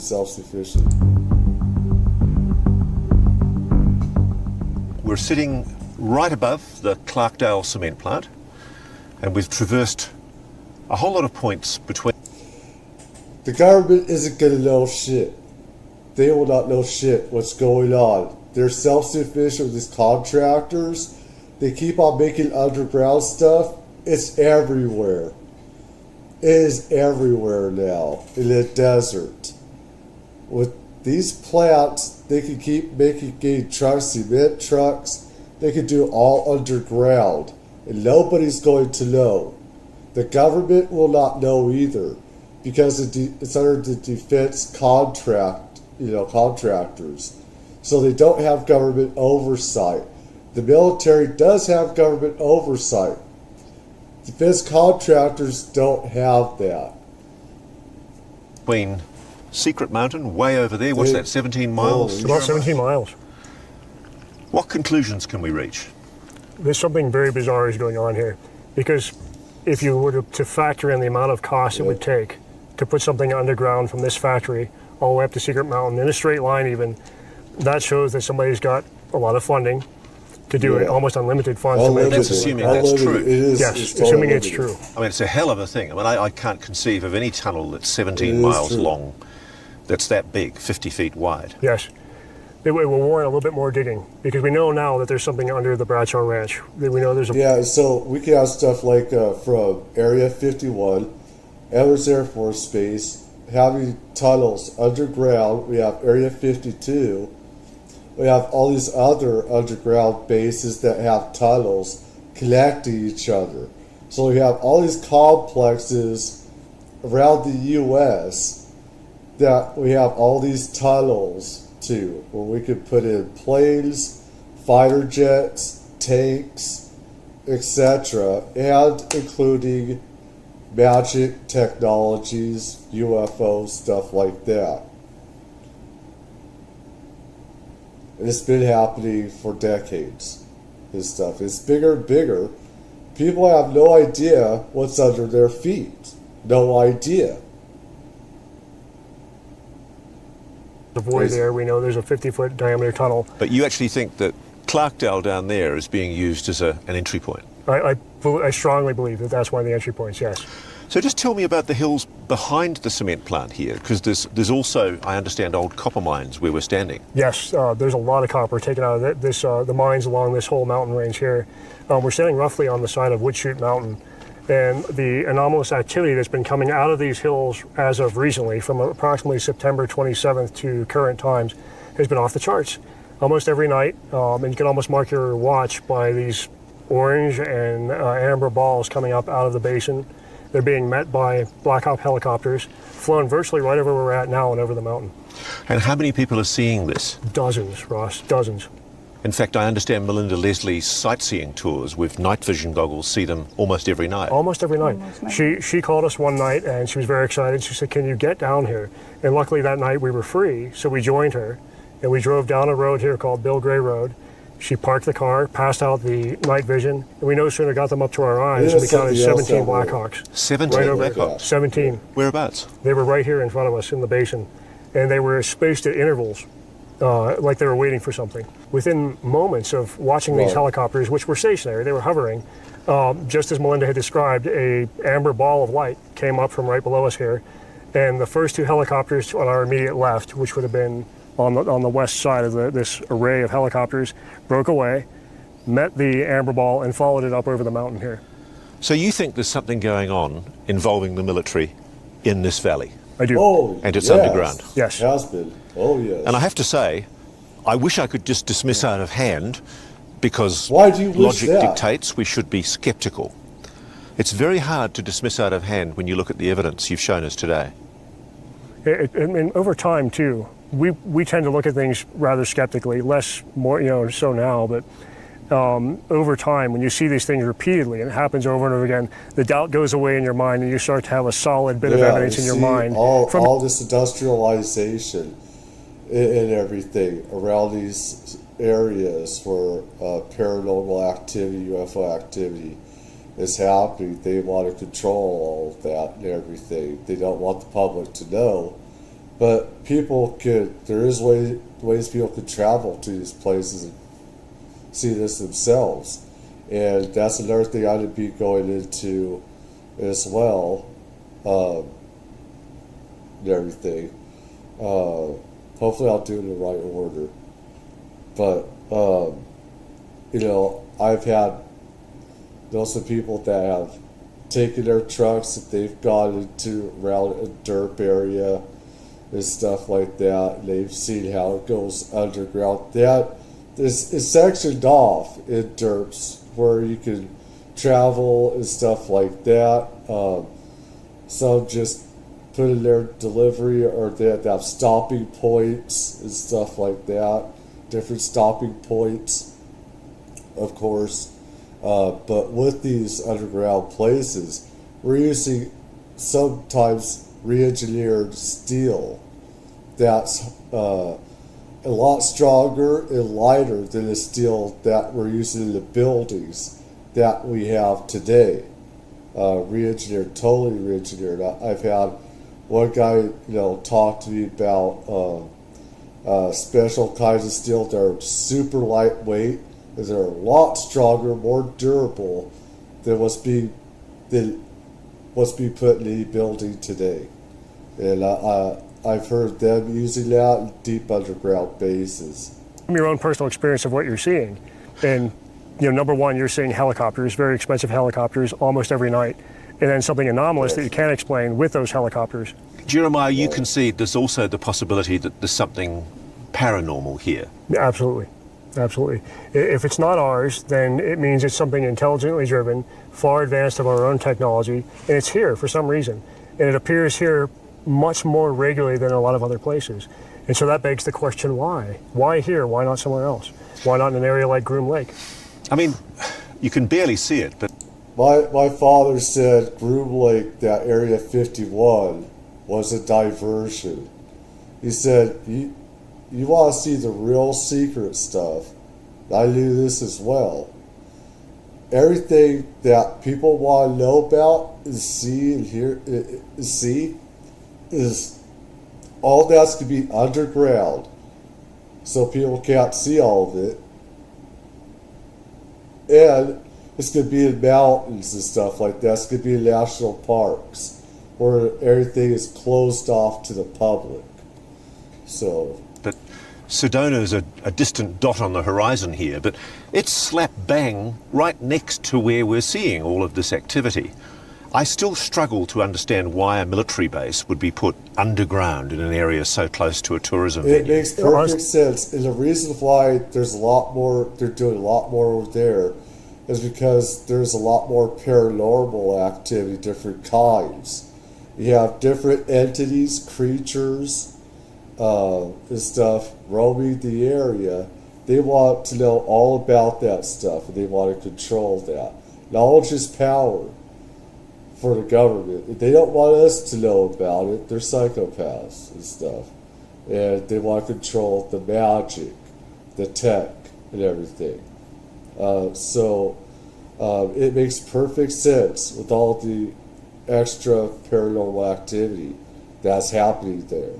In the southwest, and in national parks to the east, you have the Smoky Mountains, etc., Appalachia, with ETs and Sasquatch and stuff like that happening. So it makes perfect sense. It seems illogical to me. It seems very illogical. When you look at Arizona as a whole, it's a sparsely populated state. There's a lot more unoccupied real estate in very rugged places, more rugged even than this. You would think that would be the ideal place to put it. Alexandra, if it's true, if there is, I mean, it just sounds incredible, but if it is true that there's a deep underground military bunker here that's doing things with maybe reverse-engineered non-human technology, and my head explodes as I say that, if that's true, we're in a completely new paradigm. I mean, you've got a normal world and you've got this world going on in the black right here. True? That's very true, yes. How does it make you feel knowing you're living right next door to something potentially that is the biggest secret in human history? Awesome. I hope the truth comes out one day. All of this is hidden right under our feet, and just to know that probably everything that we suspect is true it's all true, yeah. It captures my imagination. So here we are, at the end of our journey. Yes, you sexy and we beast. find ourselves at a nondescript cement plant, owned, ultimately, by a major aerospace company, Lockheed Martin. And it's funny because they don't advertise their presence. You just have to read it in the sign. And there is a lot of security. I'm not helping. Is it plausible this is some kind of entry point for an underground facility? Yes. I just don't know. But I have to say, after this journey, it's not so easily dismissed. I mean, for those of us that have known about this, we already know what's going on there. You have ETs and you have the government working together, doing reverse engineering, reverse technology, magic, reverse magic. Because stuff is magic, it's not tech. Well, this isn't tech. It's magic, it's spirit, and everything. So, I mean, all the stuff that sounds like madness and craziness is actually real. Let me see, which one do I go to here? That's a Matilda.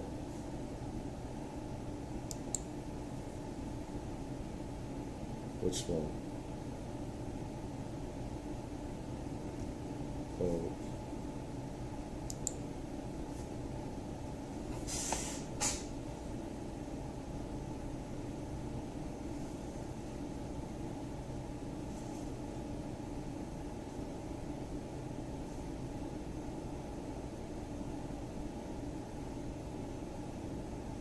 There's only one person right now.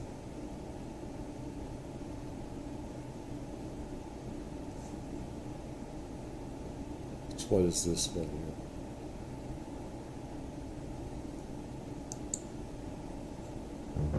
here? Tonight, a UFO. Is that it? Let's see here.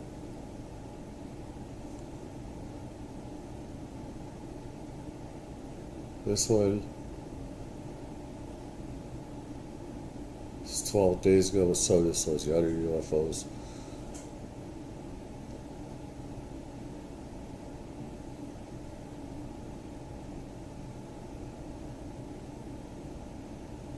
I just wanted, like, some of my stuff got messed up in the files here.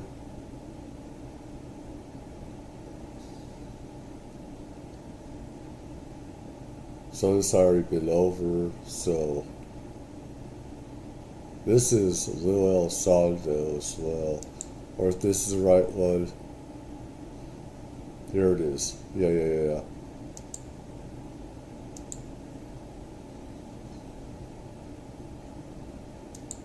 A Bruja, Spanish for the witch, shot in the Tohono O'odham Nation reservation on May 30th, 2021.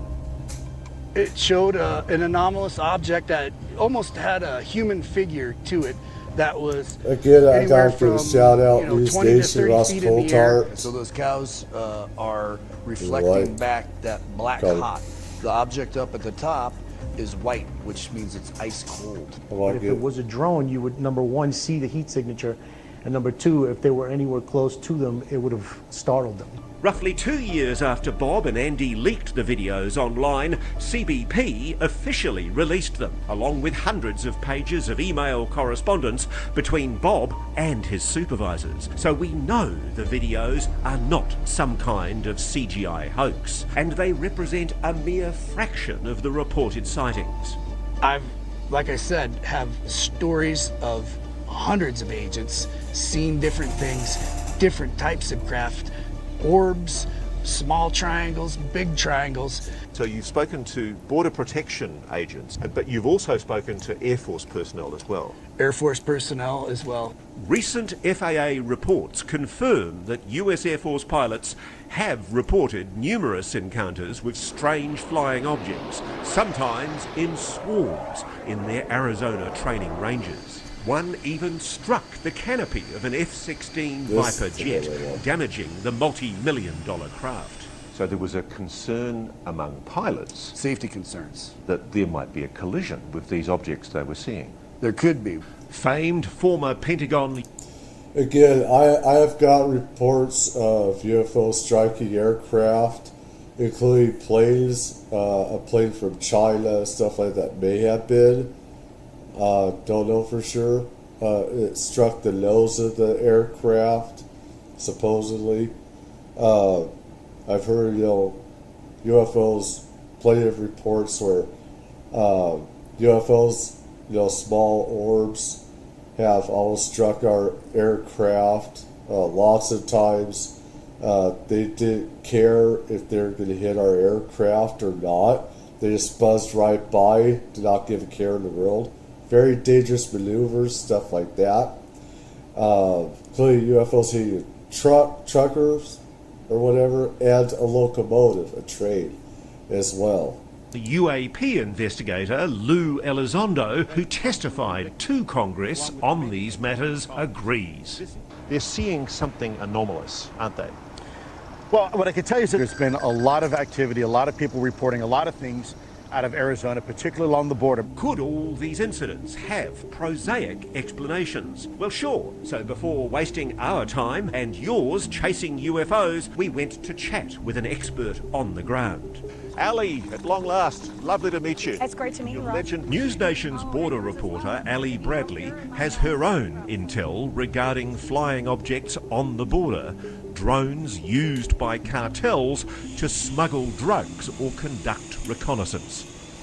Now we're seeing drones more and more used to be kind of scouting tools, to watch Border Patrol, to be the eyes in the sky, if you will, so that they can send individuals over. For the past decade, cartels have been using consumer-grade drones like this one, recovered with over 6 pounds of methamphetamine.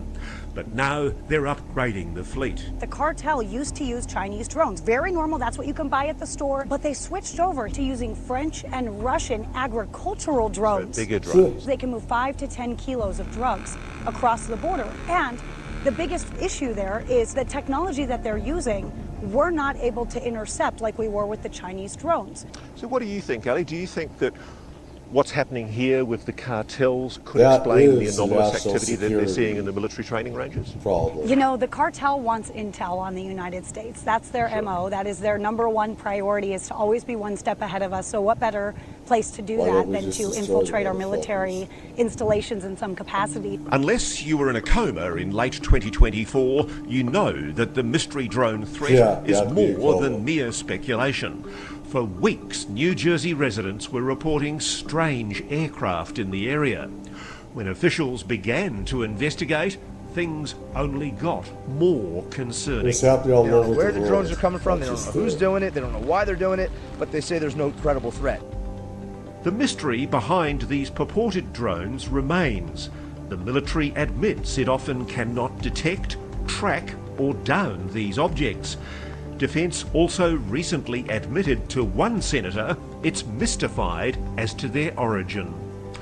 News Nation's Rich McHugh has his own memorable experience while out reporting the story. I think we've seen about 40 or 50 of these drones. In fact, there's one over my shoulder right there. One after another, these drones appeared in the night sky. If you look real close, they look like fixed-wing aircraft. About 8 to 10 feet wide, colorful, white blinking lights. That's definitely a plane. That is not a plane. Definitely not an airplane, but... Why are they showing planes? They're not showing the right footage, which does us a disservice. I mean, oh God. What that we have learned is that UFOs can mimic drones. They can look like a drone as well, UFOs can. And obviously, we have to have that technology reverse engineered. We could probably do that as well, since they can. So, I mean, can they make themselves look like a plane? Probably. What was it? Are the Arizona sightings similar sophisticated drones? That's what the Defense Department's ARROW, the All-Domain Anomaly Resolution Office, claims. But is that explanation plausible? It is fact that UAP often, but not always, resolve into readily explainable sources. But are these Arizona videos and all those reports to the FAA so easily explainable? There's obviously something going on in Arizona along the border areas, more than just illegal immigration. In fact, Bob and Andy are so certain they've submitted the videos to one of the country's top scientific groups for analysis. We've analyzed those cases using physics and all the tools of science. What did they conclude? That's next.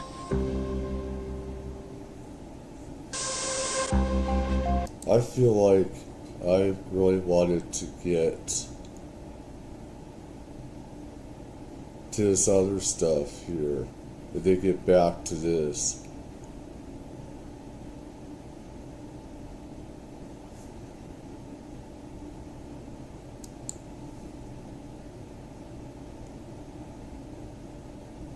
I want to see this here real quick. Is the government finally coming clean about what it knows about UFOs? There's a new report by the Federal Aviation Administration that admits in 2023 an orange and white UFO crashed into an Air Force fighter jet during a routine training mission. And the UFO caused so much damage to the $60 million jet that it was forced to land. And that is not the only new evidence that they released. Trump's top science advisors recently admitted that the government may have anti-gravity technology. Look at this. Our passenger planes are slower than they used to be. Our trains crawl compared to those in other parts of the world. Our cars do not fly. We are capable of so much more.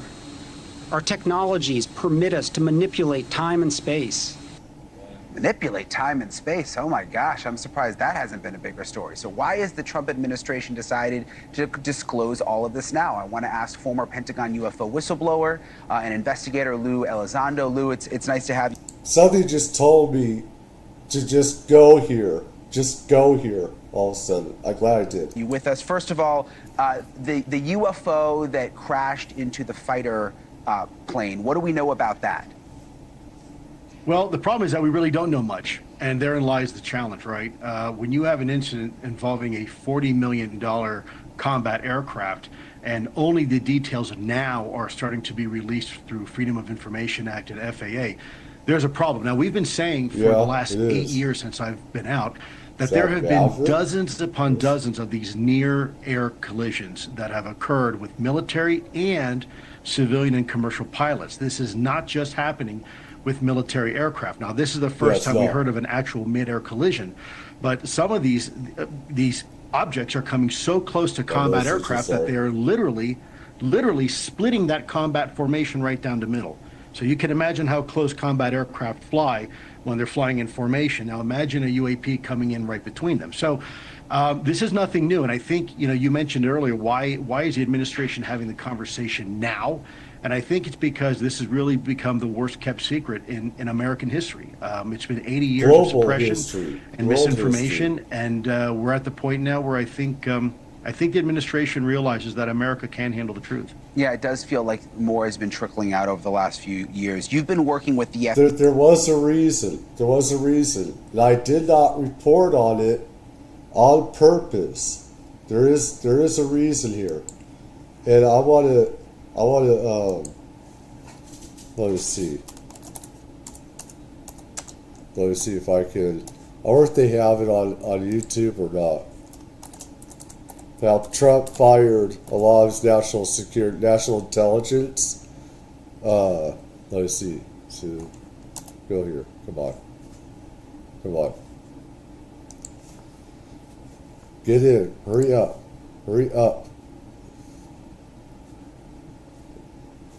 I shouldn't have to search, you putz.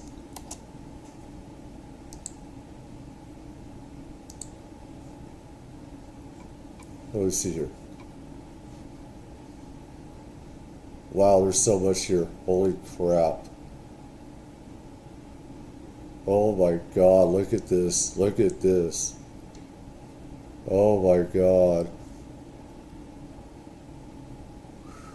Okay, Trump fires like 100 or something.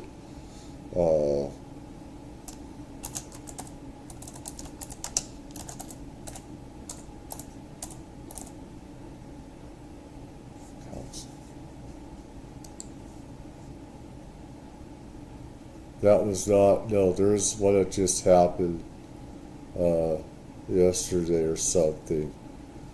But this goes into how you declassify UFOs.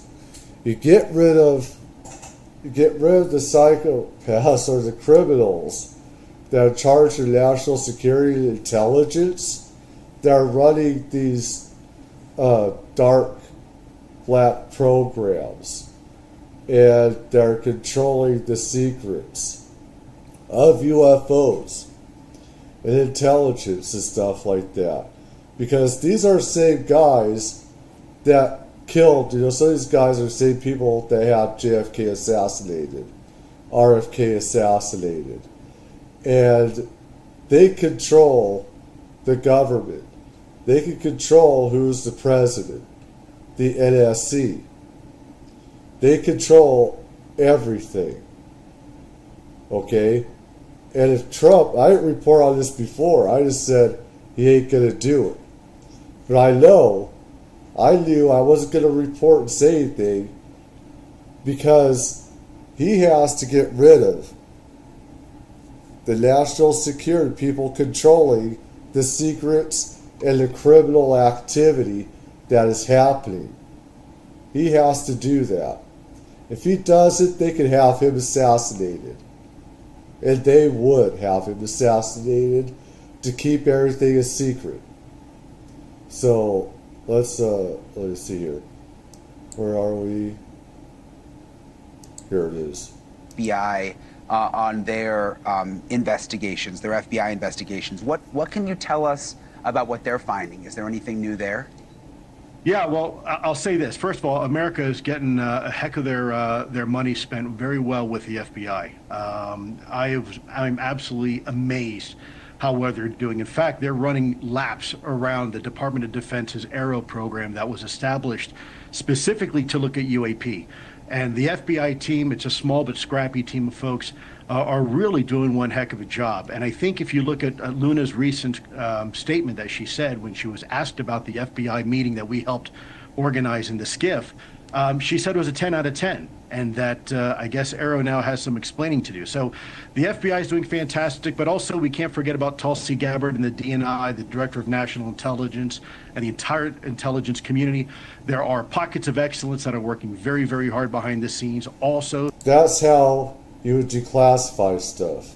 Like I've done lots of attacking on Trump, especially this AI thing in Stargate. He needs to get that out. And stuff, because the real Stargate was about remote viewing, psychic abilities that we all have and everything. So Trump needs to get rid of the artificial intelligence thing.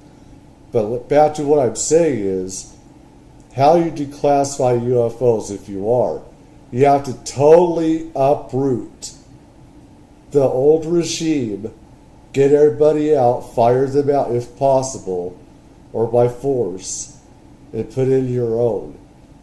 That will make UFOs transparent and get the truth out. That's how you do it. Unless you try it with the military, and of course, politically, they can help. To try to help boost the FBI's efforts. And I think we're finally getting a congealing, if you will, of the right people, the right resources, the right authorities to finally shed some light on this incredible mystery and give the information not only to Congress, but the American people. We only have about a minute left, but the clip that we played in the intro, I just kind of find to be fascinating. The top White House science advisor saying that the U.S. has anti-gravity and something about time technology, almost like it almost just kind of slipped out. What are we to make of that? Well, you're talking about the engineering of the space-time metric, and that is something that we looked at in ATIP and before that the programs before mine, and certainly afterwards. This is nothing new. What is new is that the government is starting to become increasingly more transparent on what it knows about these incredible enigmas that we call UAP. Well, Lou Elizondo, we appreciate you coming on tonight. It's we appreciate you always fighting it's UFOs, Lou, and bring it to us. And I hope you have a nice weekend. But anyways, yeah, someone told me to just go there, and I'm glad that I did. It's like,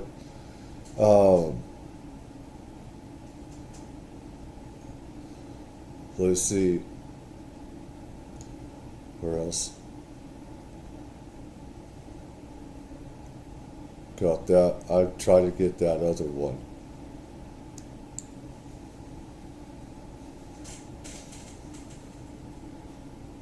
Yeah. Yeah.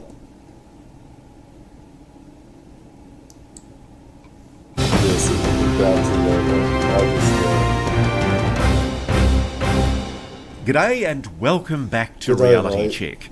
And today I'm introducing you to a good friend of mine, the irrepressible Melinda Leslie. Again, this is Arrow, not Arrow.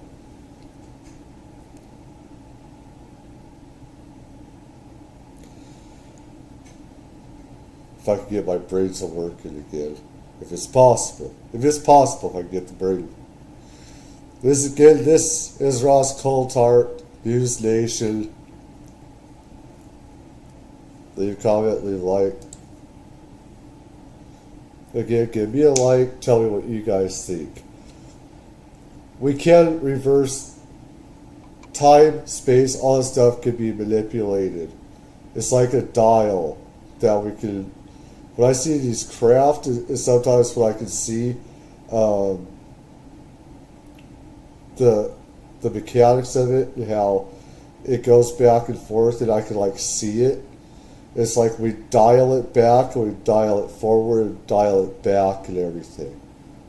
Who runs what is probably one of the most intriguing tours in America, the Sedona UFO tours. For years, she's been using high-tech Generation 3 military night vision goggles to view the night sky near Sedona in Arizona. The counterculture town is a known UFO hotspot, well known for frequent UAP sightings. Melinda's an experiencer, and she makes no secret of her strong belief that the US government has a secret underground military base hidden literally in plain sight near the town of Sedona. It's not one base. We have a lot of them. We have a lot of nexus points and everything. We have, we've been over portals, stuff like that. We're using stuff in between worlds, dimensions, whatever. It's crazy, but it's real. The crazy part is actually real and everything. But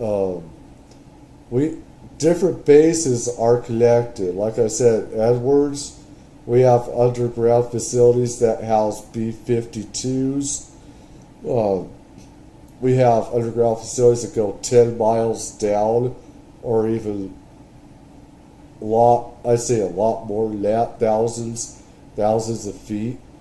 10 miles is more than that, of course. But we have a lot of these facilities, and we're using special types of steel and other components so we could go further and further down. Because the steel that's used in buildings, and never mind, let's go. Sedona. We travelled to Sedona to hear her evidence and to see for ourselves her claim that we would view anomalous, unexplained objects moving in the sky. I will freely admit I was super sceptical. I expected to be seeing satellites that were mistaken for UAPs. But what we saw during our time with Melinda was thought-provoking. It really does make me wonder if something covert is actually going on in this beautiful part of the Arizona desert.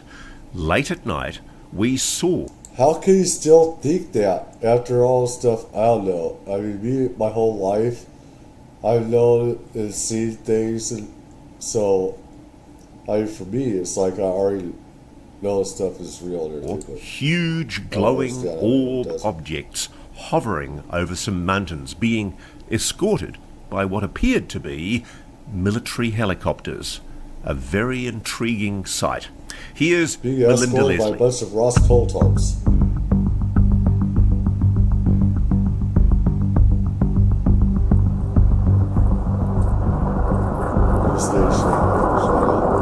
Our investigation takes us now to Sedona, Arizona, long considered the spiritual home of the American New Age. It's also a UFO hotspot, and if you believe the locals, they think they've got the answer to crack our mystery.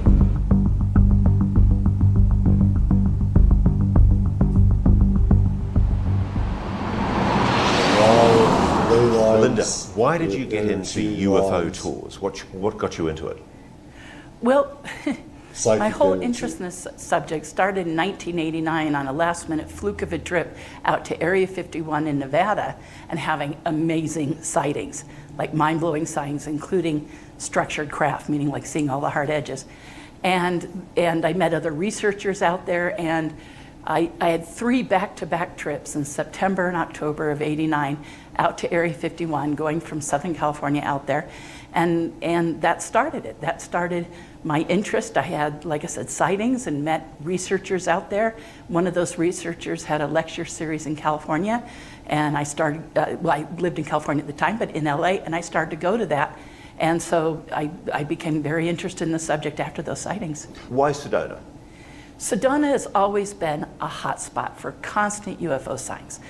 Even the Native Americans living here going back thousands of years said they had regular contact with the star beings. To them, having sightings is no big deal. Then we have our vortexes. That is kind of the leading theory as to what's drawing the UFOs.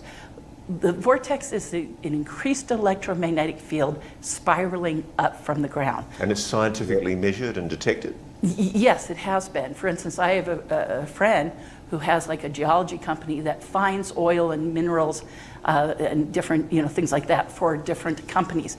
The crazy thing is, people like me that already knew about this stuff, we never needed stupid science to tell us what's real and what wasn't. We knew about this stuff. You didn't need any scientific instruments or anything like that. We just already knew what was real. And he has scanning equipment. He has brought it here, and he lives in Seattle, Washington. In Seattle, Washington, he gets a baseline reading on his equipment of 40, whatever that might mean. But he says he comes to Sedona and detects an increase in the electromagnetic field, that anywhere in Sedona, he gets a baseline reading of 80. And then certain of the vortex locations, or what we call our vortices, those areas, he's gotten a reading as high as 120, and he said it's the highest reading he's ever had on his equipment. Has he measured Bradshaw Ranch, do you know? I mean, there's talk of a vortex or some kind of portal at Bradshaw Ranch.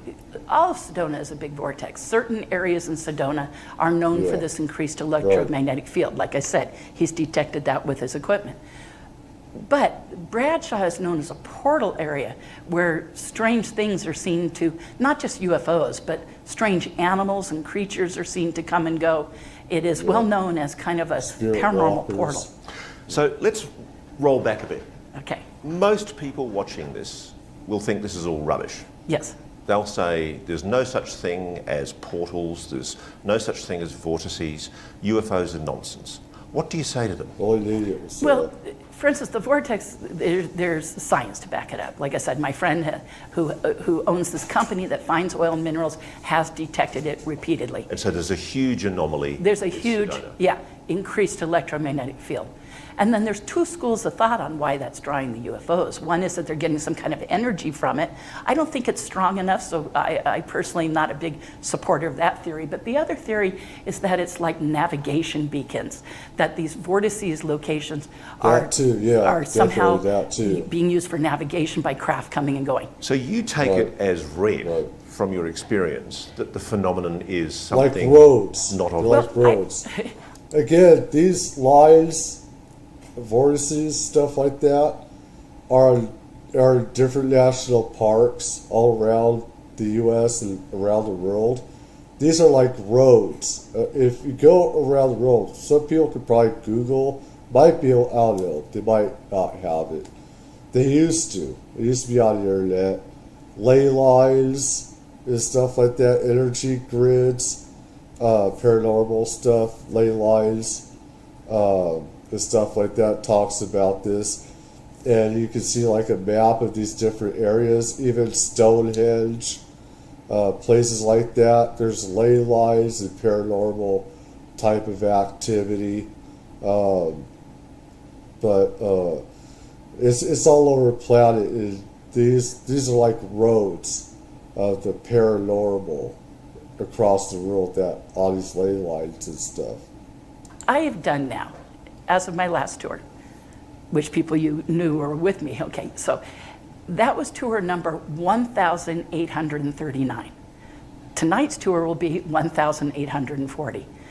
I can say unequivocally from all the tours that I've done that sightings here are extremely real. We have had fully structured craft, that's where you see all the hard edges on something, 65 times on my tour. Do you have photographs of those? We have some, yeah. A lot of times we're caught up in the moment. You probably know with sightings, you're caught up in the moment, People don't. I've had clients come with video cameras with the intent on filming, get so caught up in the moment that they like forget to. And the thing is, you kind of have to film the whole time because you never know when something like that is going to happen. And most people, you know, they're not filming the whole time, and they're. This is the problem. Why hasn't he been showing photos on these videos? I mean, I know from my own experience that stuff is happening there. I know UFOs and all these other paranormal activities happening because I've seen stuff. But I mean, for everybody else and for their own credibility, I think that they should be showing these photos from these people. It's just they have to, you know, to get for everybody to start believing in the truth. You need to put this stuff out. Hopefully they do later on, but waiting for something to happen. Well, by the time it happens, it can often be too late. But yes, I do have videos and some photos, yes. So take me through, piece by piece, take me through each type of sighting that you have. Oh goodness, well the majority of what we see, granted, are lights at high altitude. But when you can rule out satellites and you get things that stop, turn, so change direction. How do you rule out satellites? Well, I spend a lot of time in the beginning of my tour covering how to know if it's satellites. And I've learned a lot of information from taking out people who work with satellites for a living. I'm very blessed that a very dear friend of mine owns a satellite company. So I've learned a lot from these individuals. And satellites have certain limited parameters to what they can do. So once you have something make a right angle turn or zigzag or suddenly increase speed and shoot off, these are all things satellites cannot do. It's not a satellite. Yeah, you got it. Okay. Or fly in formations, another thing satellites. Now, Starlink is a formation, but that has limitations to what it can do. So when you get a small cluster of 5, 6, 7 things flying together and making a turn at the same time, well, that rules out everything else. Okay, so if something's in geostationary orbit or tracking a known path in orbit, you don't assume that that's something anomalous. No. I tell my clients, we watch everything to see what it's going to do. If it goes one speed, unchanged from horizon to horizon, okay, then we saw a satellite. But if it does anything else, like turns, zigzags, speeds up, slows down or stops, or flies in a formation, then not a satellite. So let's go through it. You've talked about a giant structured craft. What shape was that? Well, we have seen that a total of 65 times on my tour.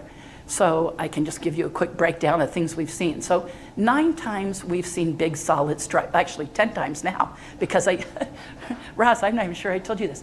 5 weeks ago, we had a triangle craft go over us, followed by a military jet. And I told my clients that's the 7th time we've had military jet follow and or chase something we've seen. That's happened 7 times now. But that was the 7th time. And that was a triangle. You're in no doubt that there's clearly a connection between the two objects, the military jet. Yeah, well, the object, the triangle, came towards us as a large amber light. Amber meaning anything kind of orange or red. It was kind of an orangey red color. So it comes towards us, and as it came towards us, we realized here comes a jet, and the object wasn't going that fast. But the jet comes in really fast, comes up right behind the object, slows down, and parks himself immediately behind it. I mean, like tailgating right behind it. And then as it came over us, we could then see the shape of the object. That was a little bit larger than the jet. And it was a distinct triangle. And the jet was right behind it. Like it looked like it was almost going to touch it.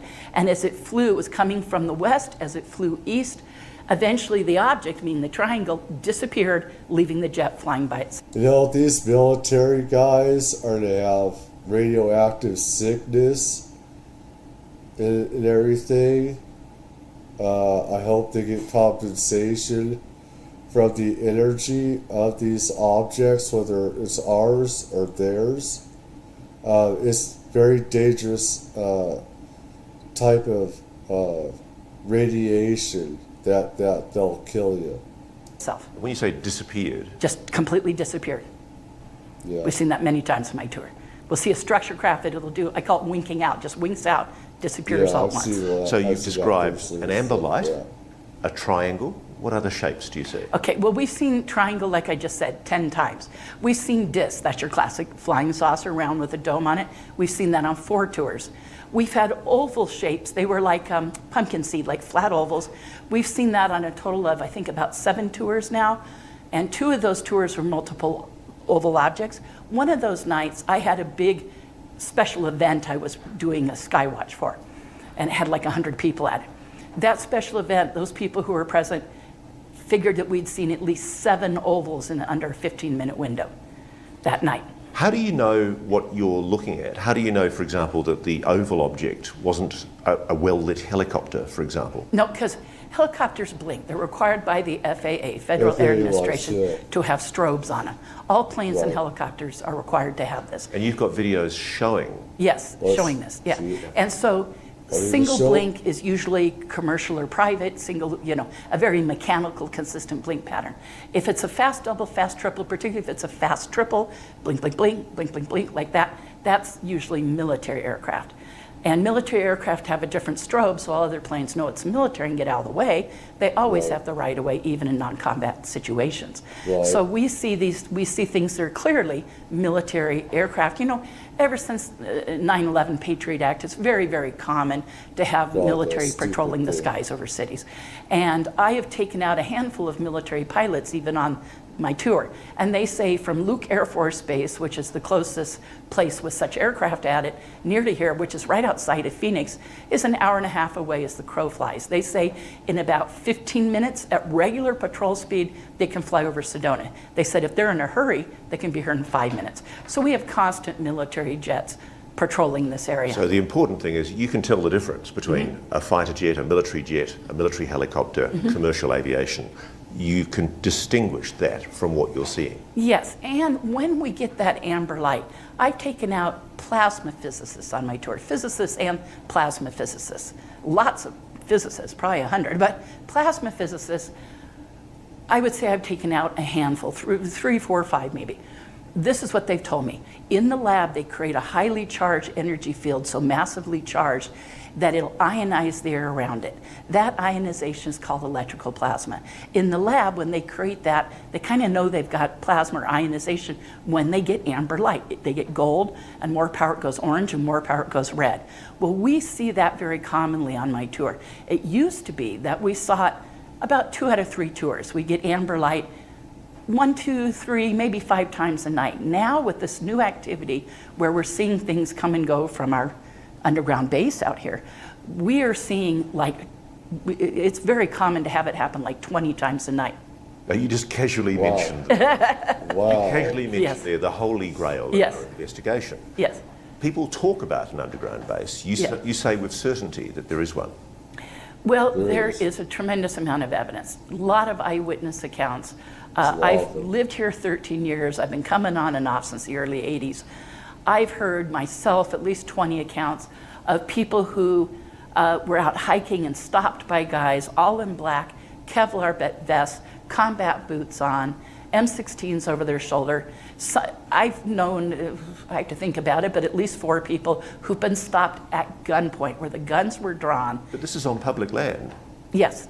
Yeah, and you could be out hiking. You could hike one of our trails and one of our canyons 100 times and never see these guys. But maybe on 101, you run across these guys. So if they have something going on in that area, they will stop you and turn you around. And sometimes at gunpoint. I've even heard a few stories of people who had confrontations with them and even got a little bit roughed up in the process. I can tell you when you run into these guys, you say, yes, sir, and you walk away. You don't give them a bad time because they will get aggressive. If there is an underground base, which does my head in, they would do it so close to a place like Sedona, why would they locate? Why would they locate a military facility, presumably with very, very sensitive, top secret equipment, right next to a major tourist attraction? Well, first off, I think it was there long before this became a tourist attraction.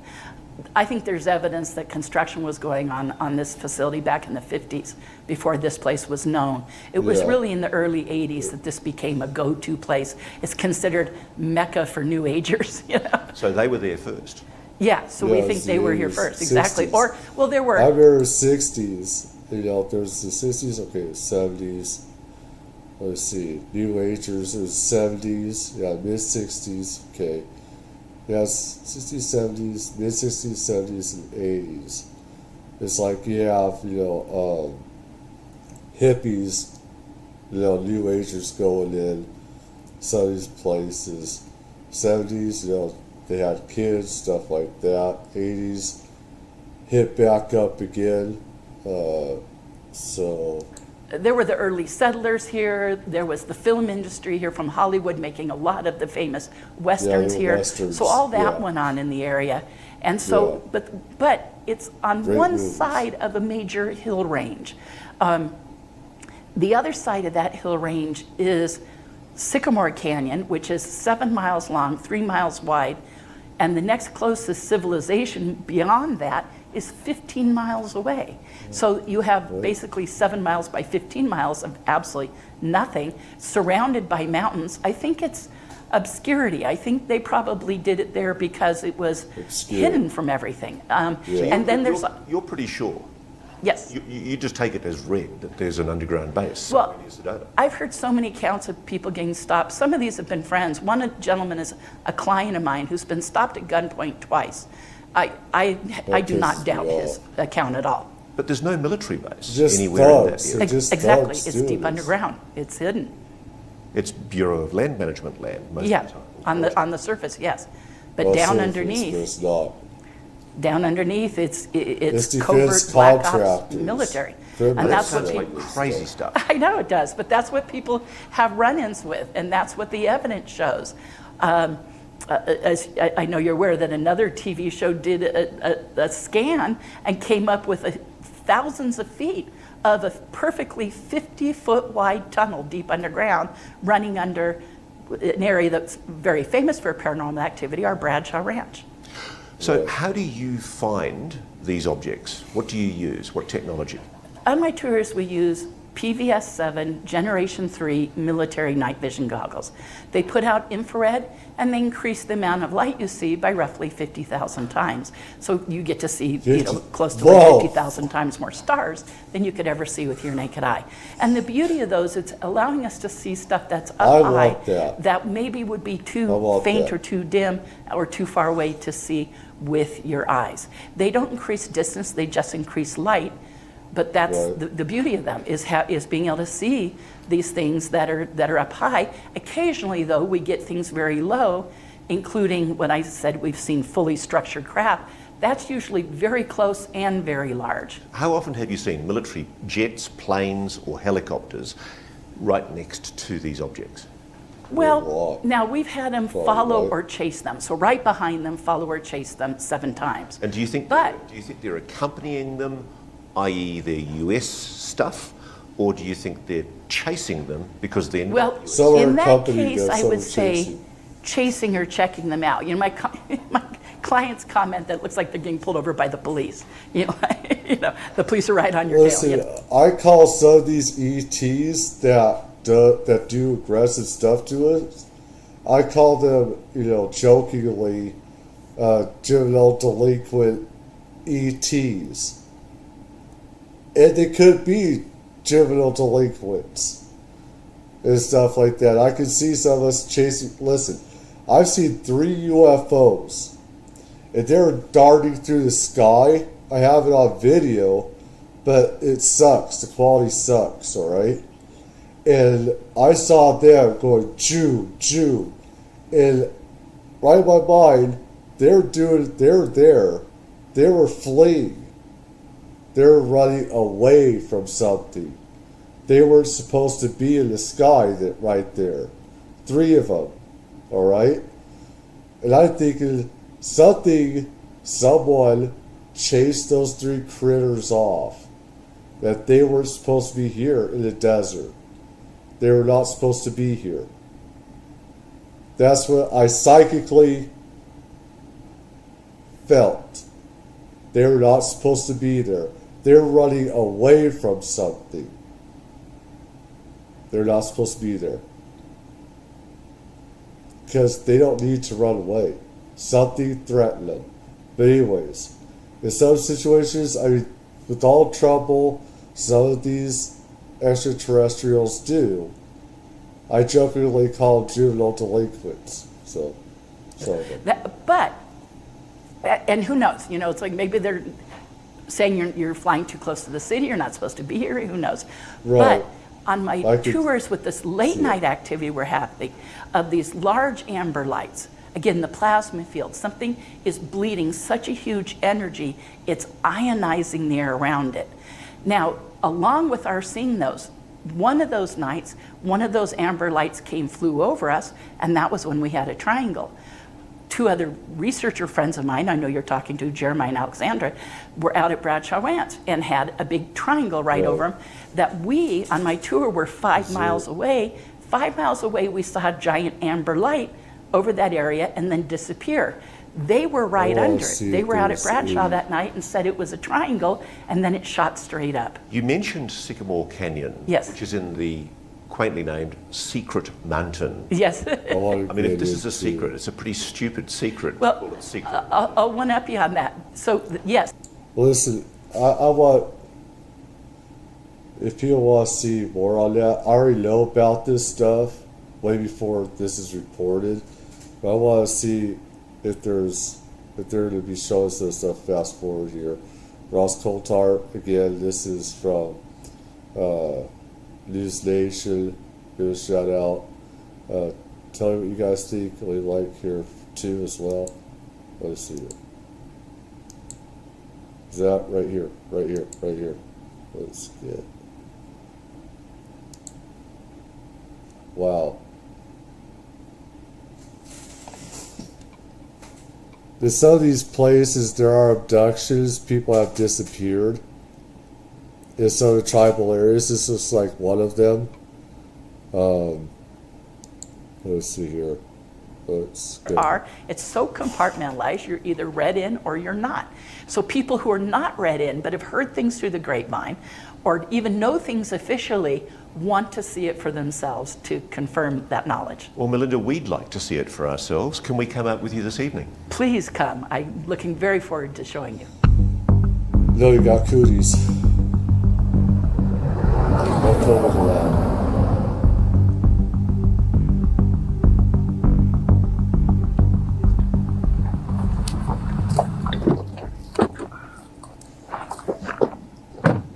This is your secret spot, Melinda. Yes, yes. Good to see you. Good to see you. So, night vision goggles, chairs, what else do we need? Yeah. Everyone's going to grab whatever they need. I'll get the chairs. So, it's coming up to midnight, and Melinda's told me that for the last few months, especially since September of 2023, she's been seeing increased activity, anomalous objects doing extraordinary things in the skies. Some of the stuff is blinkers that I see sometimes. Now, our ancestors, we made fires, stuff like that, and signals. You know, like the Romans did as well at different bases.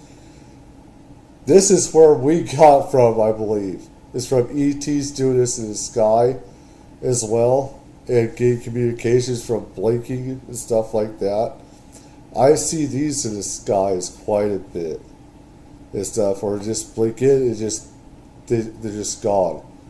Over Secret Mountain, and often escorted by dozens of military helicopters.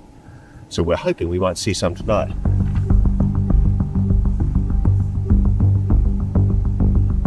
Okay, Melinda, what are these things? Well, these are the PVS-7 Generation 3 military night vision goggles. And they allow us to see roughly 50,000 times more light than see with our naked eyes. So we're going to be able to see these objects I need that, baby. Hopefully 50,000 times better. So when we go to the top of this hill, what are we looking across at? Well, we're going to be looking up mostly. And when we look at the night vision, you'll see we're very near the top of the mountain range. So Secret Mountain. Yes, that's right. Secret Mountain. Let's go and try and crack Secret Mountain secrets. Yes, absolutely.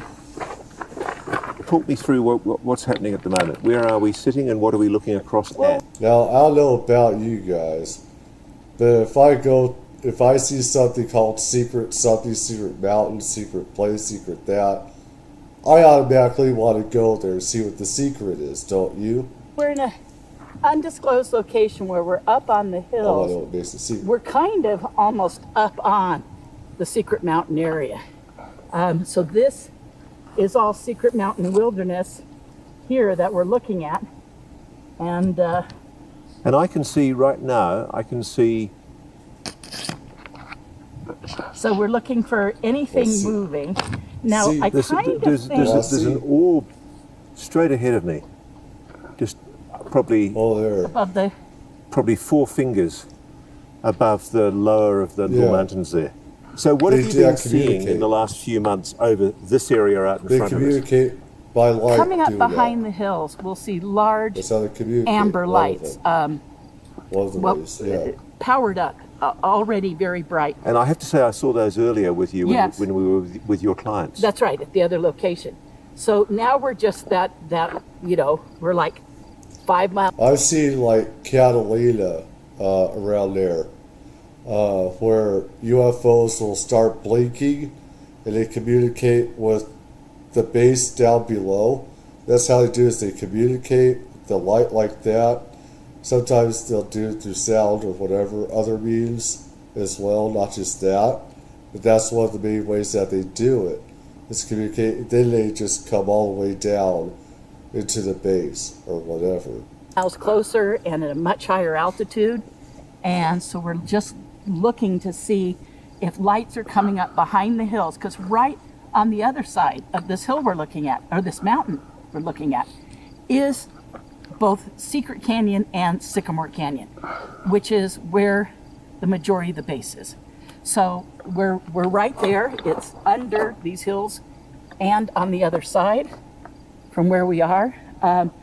Probably 5-6 miles to our immediately left or to the west is where Bradshaw is. Now, earlier on, when we were with you with your clients, which was, say, about 10 o'clock at night, 10:30 at night, there were, I think, possibly up to a dozen helicopters. Yes, and I expect we'll see those coming in here.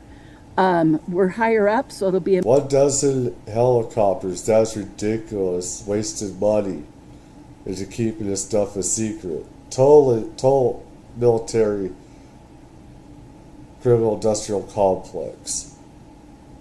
All those tens, hundreds, billions, trillions of dollars to keep this stuff from us. It's criminal. A matter of standing and looking all directions, but I suspect we'll see quite a few of the military helicopters.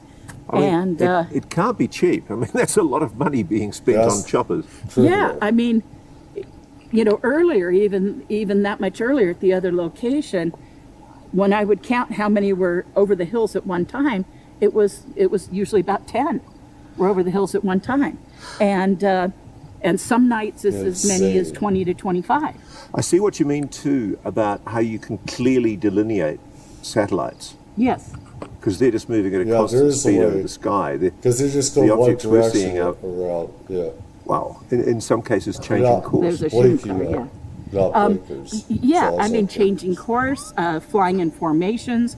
We had a great formation of 3 at the other site that remained in a perfect triangle formation for a long time before they got smaller and dimmer and closer together. Like 2 cars going down the road away from you would get smaller as they move away from you. Well, that showed that they were going up away from us, out of the atmosphere. Where's Bradshaw Ranch from here? Well, I was saying about 5 miles. It's actually more than that, but it's to our left, to our west. Yeah, deep space. It's direct to the west of us. And wouldn't it be great? We're kind of facing due north right now. Wouldn't it be great if right now a giant black triangle hovered up and absolutely zoomed off into infinity? I would like for nothing better to happen for you to see. Have you seen that?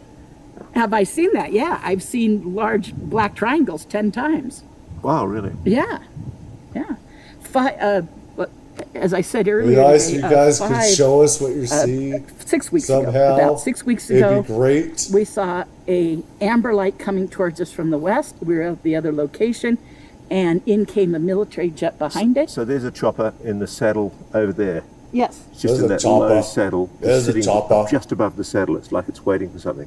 In fact, there are 2 choppers. Yes, that's right. There's one right there. Yep. And we'll see more.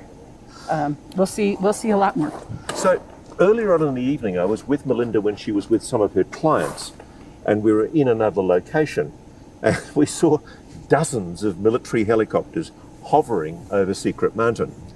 Now, I'm not jumping to conclusions, but we did see on 2 or 3 occasions large orbs rising from Secret Mountain, pulsing. That's the only way I can describe it, pulsing with a glow. And what do you amber to the naked eye, which means plasma. You call it powering up? We call it powering up because a lot of times they get big and bright right before they're going to disappear. So they get big and bright and disappear. Yeah, and that's exactly what they did. They disappeared. Yeah. So literally they came up from the mountain, powered up, pulsed. Behind the mountain. Big glowing amber orbs, and then they quietly drifted off, in some cases changing course, and then faded into nothing. Yeah, and sometimes winked out all at once, and sometimes faded out, and then we saw 3 objects in a perfect triangle formation that all headed up and out together in unison, getting smaller and dimmer in unison. So what are the skeptics going to tell me these things are, Belinda? Well, a lot of people instantly say satellites without being here to see it. Can't possibly be satellites. To know the difference. I know what a satellite does. Yeah, and when you see something turn, change course. They don't change course. They don't turn. They don't speed up. They don't stop, and they don't fly in formation. So that one right here that's moving in one direction, and it keeps moving in one direction. Those could be satellites. However, if it changes direction, or if it powers up or intensity or whatever, it's definitely not a satellite. Satellites can't do that. Yes, Elon Musk SpaceX Corporation is 20 in a line or more, but in these tight little formations that then dim out all in unison and, etc. There's just so many things we're seeing that you could, and going way too fast to be satellites and speeding up. So it really takes seeing it to understand what you're seeing. And there's nothing on a satellite that can produce a big amber light. So there's another chopper there. Yeah. Okay, so John, I'm interested in what you're seeing here because I'm worried my eyes are deceiving me. I'm seeing... Hey, John! In some cases, rising from below the mountain. They kind of pulse for a while, and then they move off. Are you seeing that? I'm seeing that, and I'm seeing multiples. I'm seeing groups of 5, groups of 7, just Navajo Ranger, coming from behind that mesa and moving off to that direction. And the other thing I found fascinating, because I was convinced these must be satellites, I was trying to disprove you, Melinda, and then the blooming things change course. Yes. Yeah. Have you seen them changing course as well? Yes, I have. Yeah. And I've seen the ones that zigzag before. Yes. So it's not surprising to me that it's just like it's old news to us. What are they, John? I don't know. I mean, if you're going to say, okay, they're plasma, they're ball lightning. They shouldn't be up there that long and moving in the same direction. But why would military helicopters be there? And I mean, how many? I don't want to put words into your mouth, so you tell me. How many military helicopters, or how many helicopters, have you seen over there tonight? I've probably seen 7 or 8 altogether. That's a lot of money on choppers. Helicopters use JP4 fuel. It's expensive. Thousands of dollars to run per hour, and especially hovering. I mean, we should have access going to the stars and this magic, tech stuff and everything. The people should have it. They're criminally keeping us from knowing stuff, and even psychic abilities and furthering, our senses. And we have all these psychic abilities that we can use that put computers to shame. Telepathy. We have the ability to have telepathy and everything else, remote viewing. It's so criminal what the government is doing.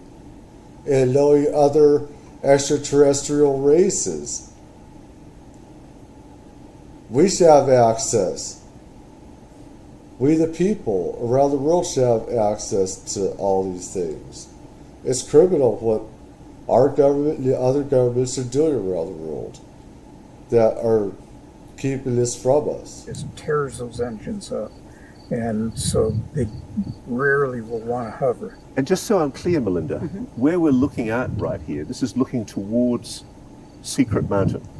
Well, yeah, this is the Secret Mountain wilderness that we're looking at here, these rock formations. And then there's layers of mountains and formations, but beyond them is Sycamore Canyon. But where is Luke Air Force Base, which is the closest known base? Hour and a half as the crow flies. It's outside of Phoenix. Due south, outside of Phoenix. Which direction? Point to a direction where it would be. Behind us, basically, if this is due north, it's due south. So that way is meant to be empty wilderness. Sycamore Canyon goes back 7 miles. It's about 3 miles wide.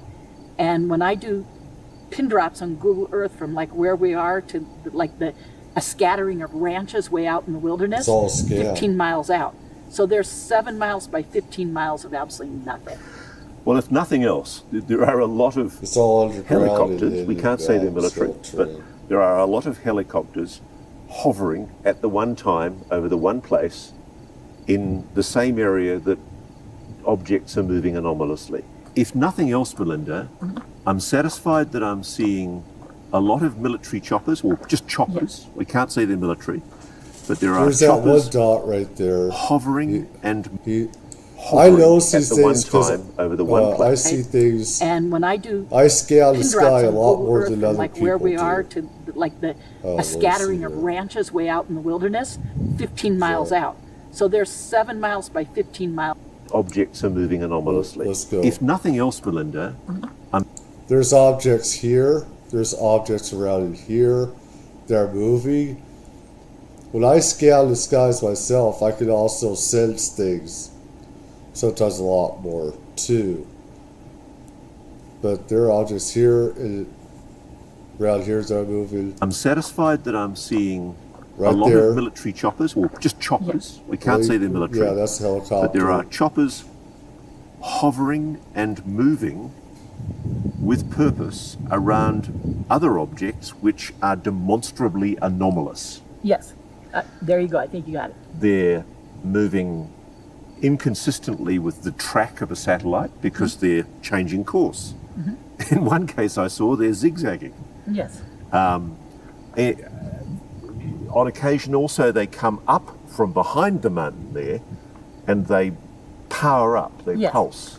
Yes, they power up, and often at the moment that they do that, if you lower the goggles, that's when you see the amber, which according to plasma physicists I've taken on the tour, you're seeing electrical plasma. You're seeing something generate such a huge energy signature, it's ionizing the air around it. So you're seeing ionization of the byproduct of a propulsion system, and then that night when we had one come over us, that when it was immediately over us, it was a triangle. Do you know, I would love, I don't know, Neil deGrasse Tyson or any of that guy is a piece of shit that is he's been helping keeping UFOs a secret. Neil deGrasse Tyson is a POS. He's worked within the Pentagon, and he said before, there's no way stuff could be real. He's trying to debunk stuff. No, he and these idiots, so-called astrophysicists and other people, have been trying to debunk UFOs. Do not listen to them. They're putting out he's been putting out disinformation and stuff about UFOs. And even other comedians have called him out on BS and stuff. One comedian, I forgot his name, he didn't believe Neil deGrasse Tyson. Do not trust that SOB. Come here and try and explain this to me. Yeah. Because I can't think of any conceivable explanation for what we're seeing other than there are anomalous objects doing weird things. And when they're coming up out of Sycamore Canyon and out of Secret Canyon, where people have confrontations with the guards, with guys dressed all in black with Kevlar vests and combat boots and M16s over their shoulder, and sometimes confronted at gunpoint, and some people who've gotten arguments with them have even been roughed up and whatnot. that you go, wait a second, this shows a highly clandestine activity going on in these canyons, and we are seeing these craft come and go above these canyons. I don't know if what we're seeing is ET. I don't know if what we're seeing is all reverse engineered technology, but quoting one deep insider I know who said, Melinda, if you're seeing over 30 things in an hour, and we clearly just saw over 30 in an hour easily, and what you saw earlier on my tour, that he said if we have that much reverse engineered stuff, it is an armada, and we are planning. We have an armada, yeah, we do. Well, I sure hope. Yeah, I said we have at least 4 of these, different around the world that we have, and I've always felt that we've had armadas and stuff like that. It's just people think that I'm crazy for saying that. So I kept things very conservative and everything. But I've always said that we have assets in space. We do. We have them all over the solar system. We have them in other, we could go to other galaxies as well. We have liaisons with other galaxies, other extraterrestrial civilizations and stuff.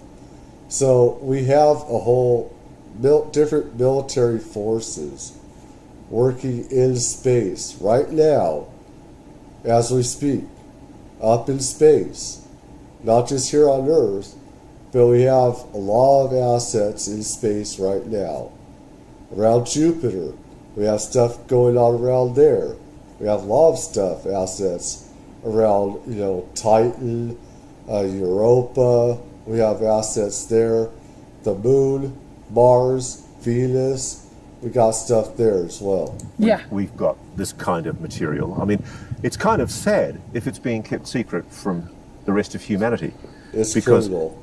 If it really is the case that the United States military is Look hiding at that. Oh my God. reverse Look at that. engineered Oh, wow. spacecraft in these mountains. Yeah. Yeah. That's pretty cool. Look at Yeah. that. Constellations. Well, and it's a huge story because also it's done, obviously without congressional oversight, and I think Senate and Congress might be very interested in this because. Well, I think Senate and Congress would be interested in the amount of helicopter fuel being burned. Yeah, I mean, too. we've probably seen $10,000 or $20,000 worth of helicopter fuel burned tonight. Yeah, I mean, I think in the last hour, No, we have hundreds had of like thousands. 20 helicopters over an hour's time, and not to mention the ones we saw earlier in the other location. That so there was even more then. Just explain, why do you know that they're helicopters? Well, when I've had experts come on my tour, I mean, I'm not an aviation expert, but I've had people. That's just in that one area. There are other parts of the country. There's Appalachia, and there's Smoky Mountains, and we have other bases around Sequoia National Park, Yosemite. We have other places in the United States where we're doing stuff like this as well. ETs, Sasquatch activity, reverse engineering, DNA, splicing, stuff like that, different creatures, different hybrid races and stuff. It's a lot bigger than that. We got talking about tens of millions of dollars a night of fuel or more in one night if you go around the United States. People who are career aviation people, military and intelligence people, and they tell me that what we're seeing, that these, from their flight patterns, that these are helicopters. Now, earlier tonight, or while we were out here, we did have a jet or two go over us that you could tell were up high and you flying could like a jet. distinctly differentiate those from what we're seeing. Yeah. And so these going back and forth with the triple blink pattern, and it's that triple blink pattern that, again, I've had experts educate me. That means when it goes blink, blink, blink, blink, blink, blink, that is more than likely military. Right. So they're military helicopters hovering and going back and forth. So when people come to your tour and see this phenomenon, that's the blinker. That looks like more UFO communication right there than the helicopter. Do they go away thinking? Right there. Questioning what they're being told by the authorities. Absolutely. I mean, this appears to be showing something that most people don't get to see. I mean, you've got to have these goggles to be able to see it. Absolutely. Yeah, they're It's like they're Morse blown code. away by it. I've taken skeptics galore. I love changing people's minds, when I've taken out those skeptics. And they're going, okay, we're seeing anomalous aircraft under intelligent control freely come and go from our atmosphere. And often in the last number of months, this high level of military interest, where it seems that the military is flying over the area at the same time. We don't know if it's military. That's true. But We don't know for sure. Sure as heck, somebody is flying a heck of a lot of helicopters over secret mountains. Yes, you're correct. You're correct.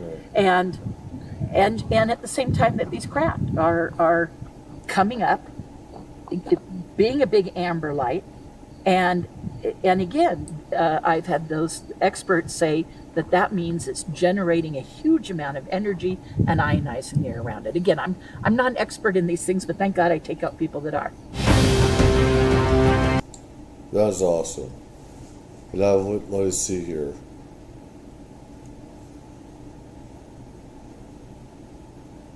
No, not that one.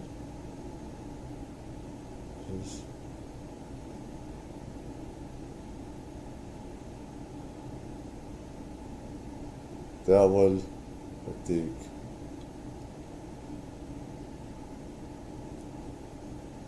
How long has this been going on here? Please leave a comment, leave a like, and tell me what you think. Supposedly 2 hours here and stuff. I don't know if I should do any more or what. But this is stuff that, I see quite a bit. I've seen quite a bit of over my life. This is nothing new to me. This is like natural phenomena, natural stuff. Anyways, I think I should put it right here. I could go over other stuff later. Anyways, I did so people could comment. I'm not getting comments or anything. I just want this for that. Hope everyone has a good morning, noon, night, wherever you are. And